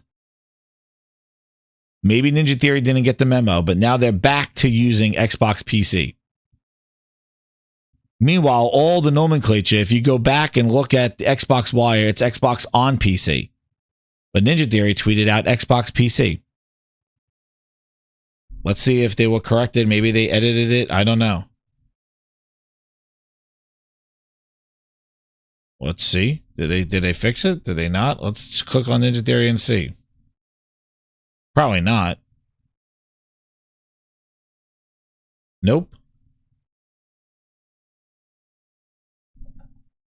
But there, Xbox PC again. But it's Xbox on PC. Then it was Xbox PC. And this is the problem that they have. Microsoft future is Windows. That's what it is. And they're going to salvage whatever they can. Tramp stamp it all. And actually, you want to know what? Somebody summarized it better than what it is. I'll show you right here.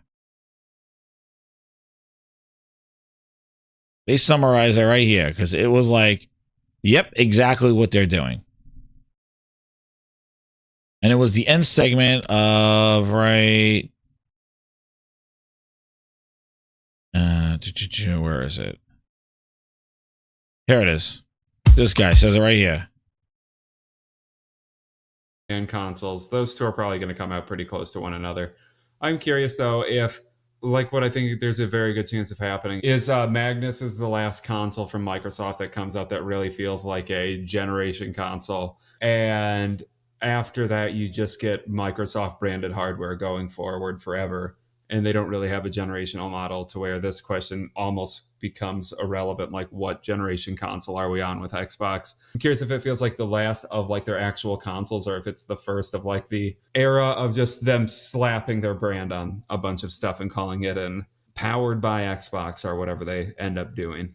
Well, that's a thought I want to get out as well, and something I'm probably gonna have to keep saying in podcast after podcast to get this through. Like a lot of fanboys, though, in the comments are like, "This needs to win by this much. This spec, this, that."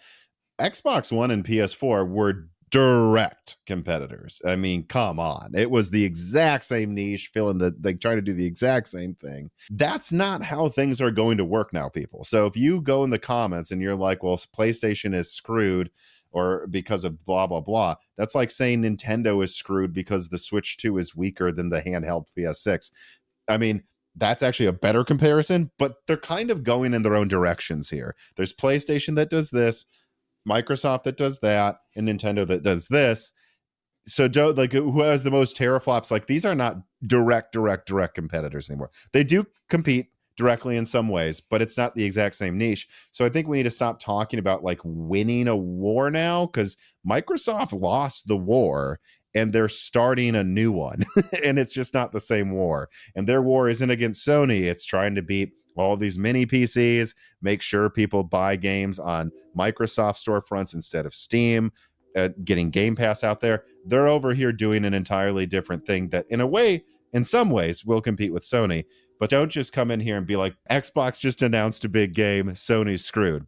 No, it'll probably be on the PlayStation, and there's going to be other ways to get it. This is not like before. We're entering into a new era of gaming competition. Yeah. What's up? Aggressively average gamer, aka Thrifty. Man, I get used to that. Yeah.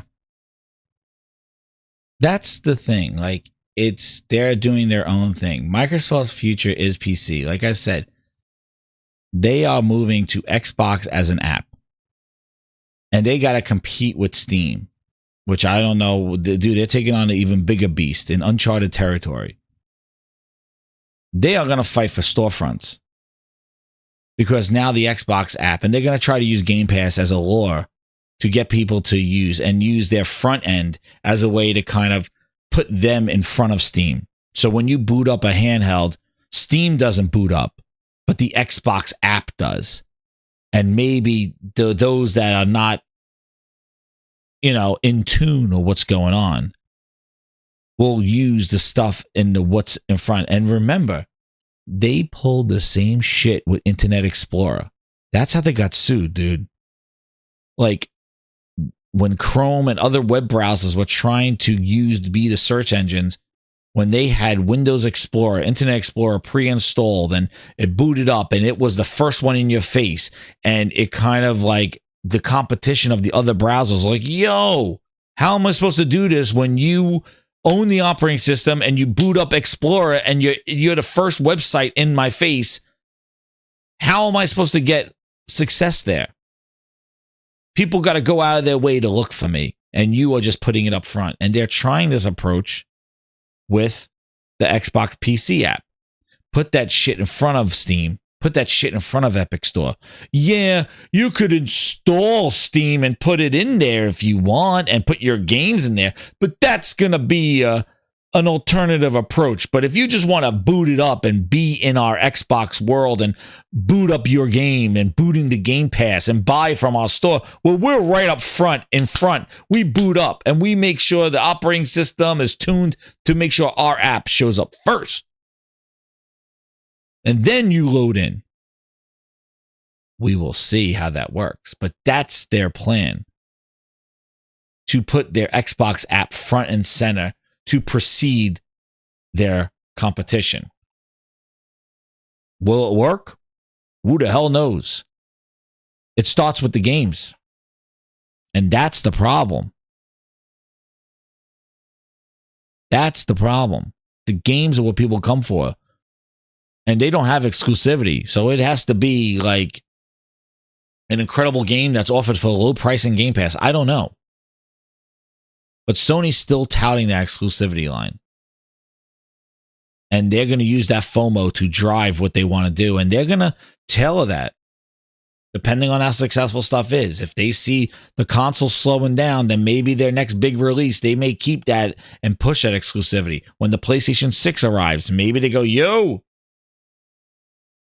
we're letting this cook on PlayStation 6. This is why you're going to buy it.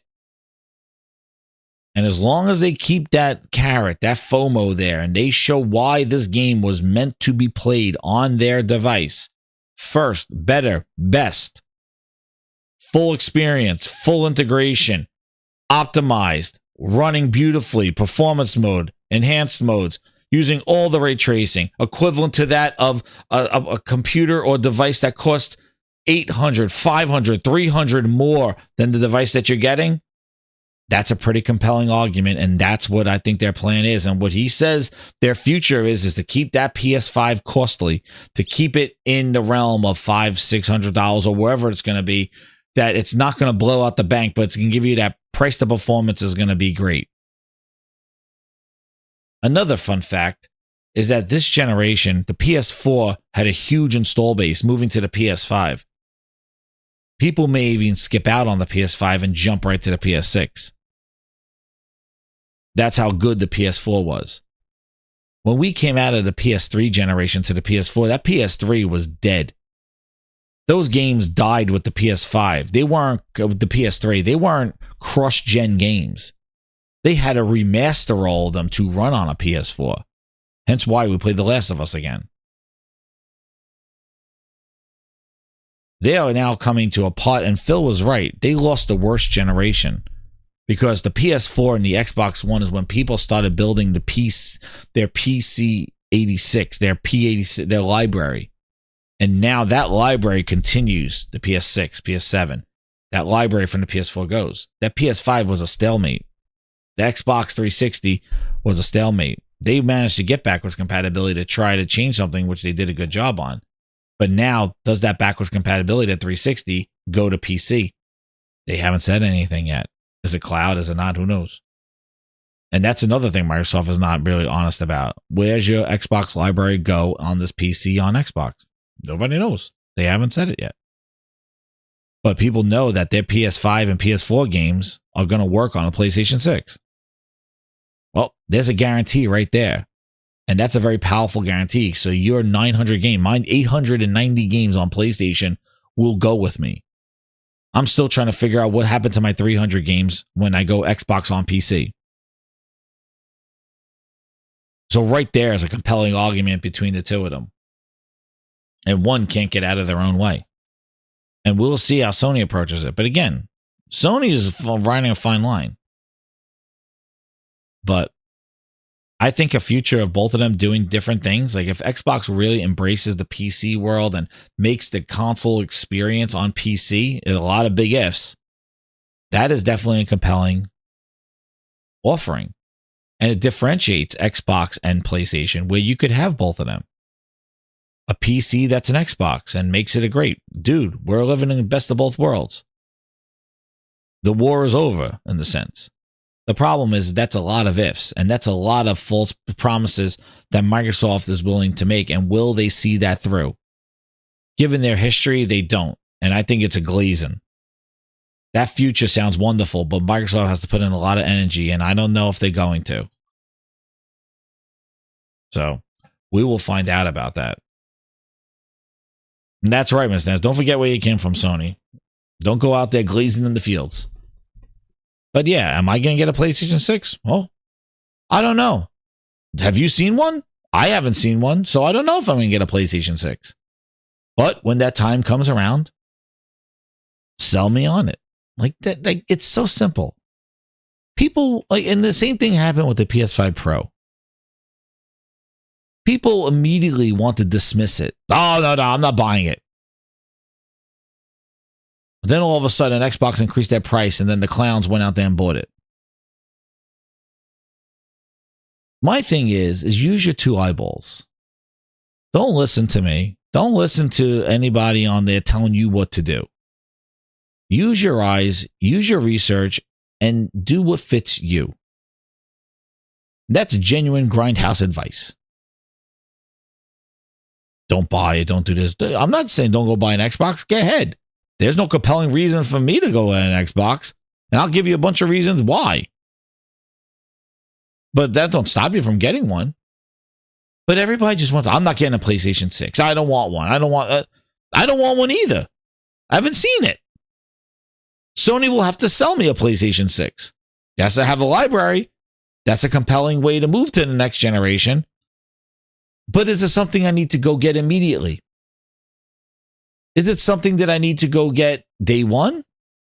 Maybe. Because maybe, remember, everybody was, listen, 2020, you had Ghost of Tsushima and you had Last of Us Part 2. And still, we all went out there in the end of 2020, fought tooth and nail against shortages in COVID to get a PlayStation 5. When we were already eaten with Last of Us Part 2 and Ghost of Tsushima on PlayStation 4. Why? Why? Spider-Man Miles Morales was cross-gen, but they had Demon Souls. Ooh, they had Little Big Planet. Oh, they had this. They had these. Why? Because they sold us with games and features and the DualSense on the next generation of consoles that people went out and got it. And Final Fantasy Remake, we were eating good on PlayStation 4. So you didn't have to go get a PlayStation 5 at launch, but a lot of people did.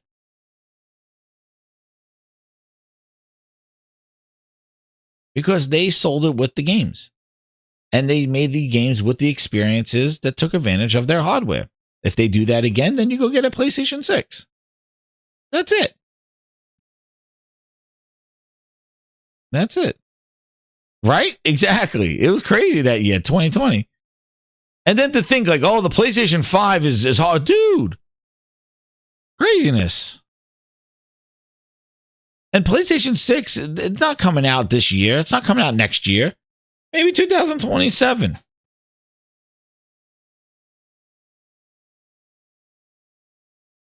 But, like, you know, everybody has that game. So, we'll wait to see what a PlayStation 6 is. But you want to know what? I'm not buying one now. I haven't seen one yet. And all this hardware talk, it's like, yeah, it's great. But we need to see the games. And there's plenty of games that we're waiting for the PS5. That if these games do come out, we get Corey's game, we get a Wolverine, we get Venom. And that's why I said, I think Sony needs to pull back the curtain a little bit on what they're like what these games are and show some gameplay of them. So I think so. Like, I don't think we go another year next year. I want to know when the hell is this Venom game is real. Because I think that would be huge. And with all this Marvel stuff back in the movie theaters, like, yo, and Spider-Man movie coming out and like, you know, a new, yo, it's just waiting there. And you know, Sony talking about media and RIP and stuff like that, dude. If they're not ready to capitalize on the Spider-Man movie coming out and all this Marvel shit coming out with they are doing it with token fighting. Sony, you be clueless.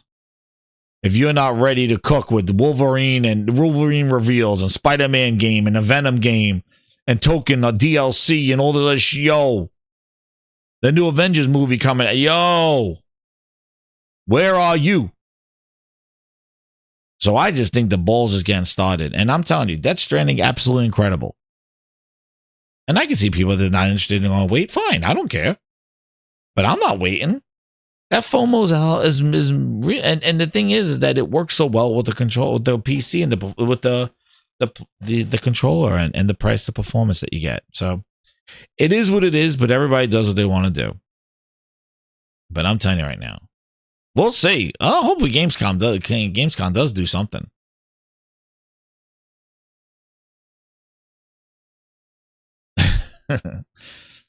Arma, you just replace PlayStation with Xbox because that's the real answer right there. But grinders, you got yourself some music. I'm gonna wrap it up here at the Gaming Grindhouse. Hit that like button. More videos coming your way this week. Some gaming grinds. But I want to thank you for tuning in for this extra cool play. And as things come through, man, again, hey, use your two eyeballs. And thanks again. It's about quality games. That's what it is. Sell me the goods. That's what I say. Their job is to sell us. It's not me to sell it. It's for them to sell it to us. So grinders, get ready, sit back, enjoy some great music coming your way. You got the goal. We got close to the goal. But we got the VIP goal, so we'll do that. Thank you again to those VIPs. Shout out to you. Let's get in there and let's get this one cooking right here. Talking about a lot of identity this song, so I think Phil needs to join us for some jam cooking on right here. So grinders, hit that like button, hit that subscribe button. You knew about 10 away from 3,100 grinders. It's called gaming. What a show. Thank you. Hit that like button. Thank you again, VIPs, for the awesome questions. My voice made it through. So here we go. We talked about identity. This one is for you. This is an Xbox, a box full of dreams. Flashing green lights, but nothing it seems. Controller in my hand, future in my grip. But the logo faded, now it's starting to slip. This is an Xbox, that is an Xbox. Everywhere Xbox, branded in a paradox. Used to run the game, now it's in a detox. Lost in the shuffle of brand in the locks.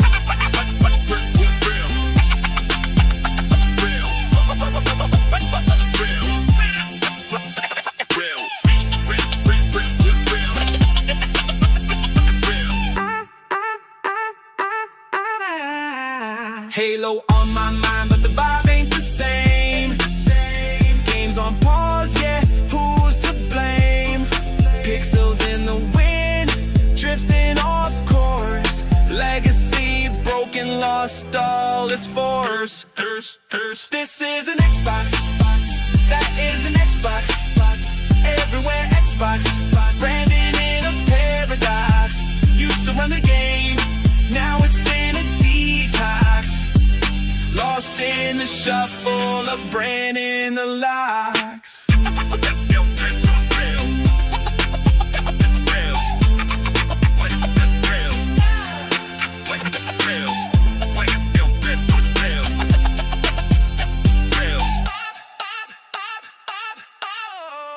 Controller got drift, it's a metaphor too. Promises they made, now they all see through. Used to be the king, now the crown's gone rust. Xbox in the corner, collecting dust. Streaming on the cloud, but the hype don't stick. Promises of power, now it's just a trick. Xbox is tank, where's the gain ovation? Lost its groove, needs a new foundation. Oh yeah, grinders, hit that like button. Thank you again. Subscribe to the Gaming Grindhouse. Tune in next time for more gaming, news, and gamer entertainment. Oh yeah.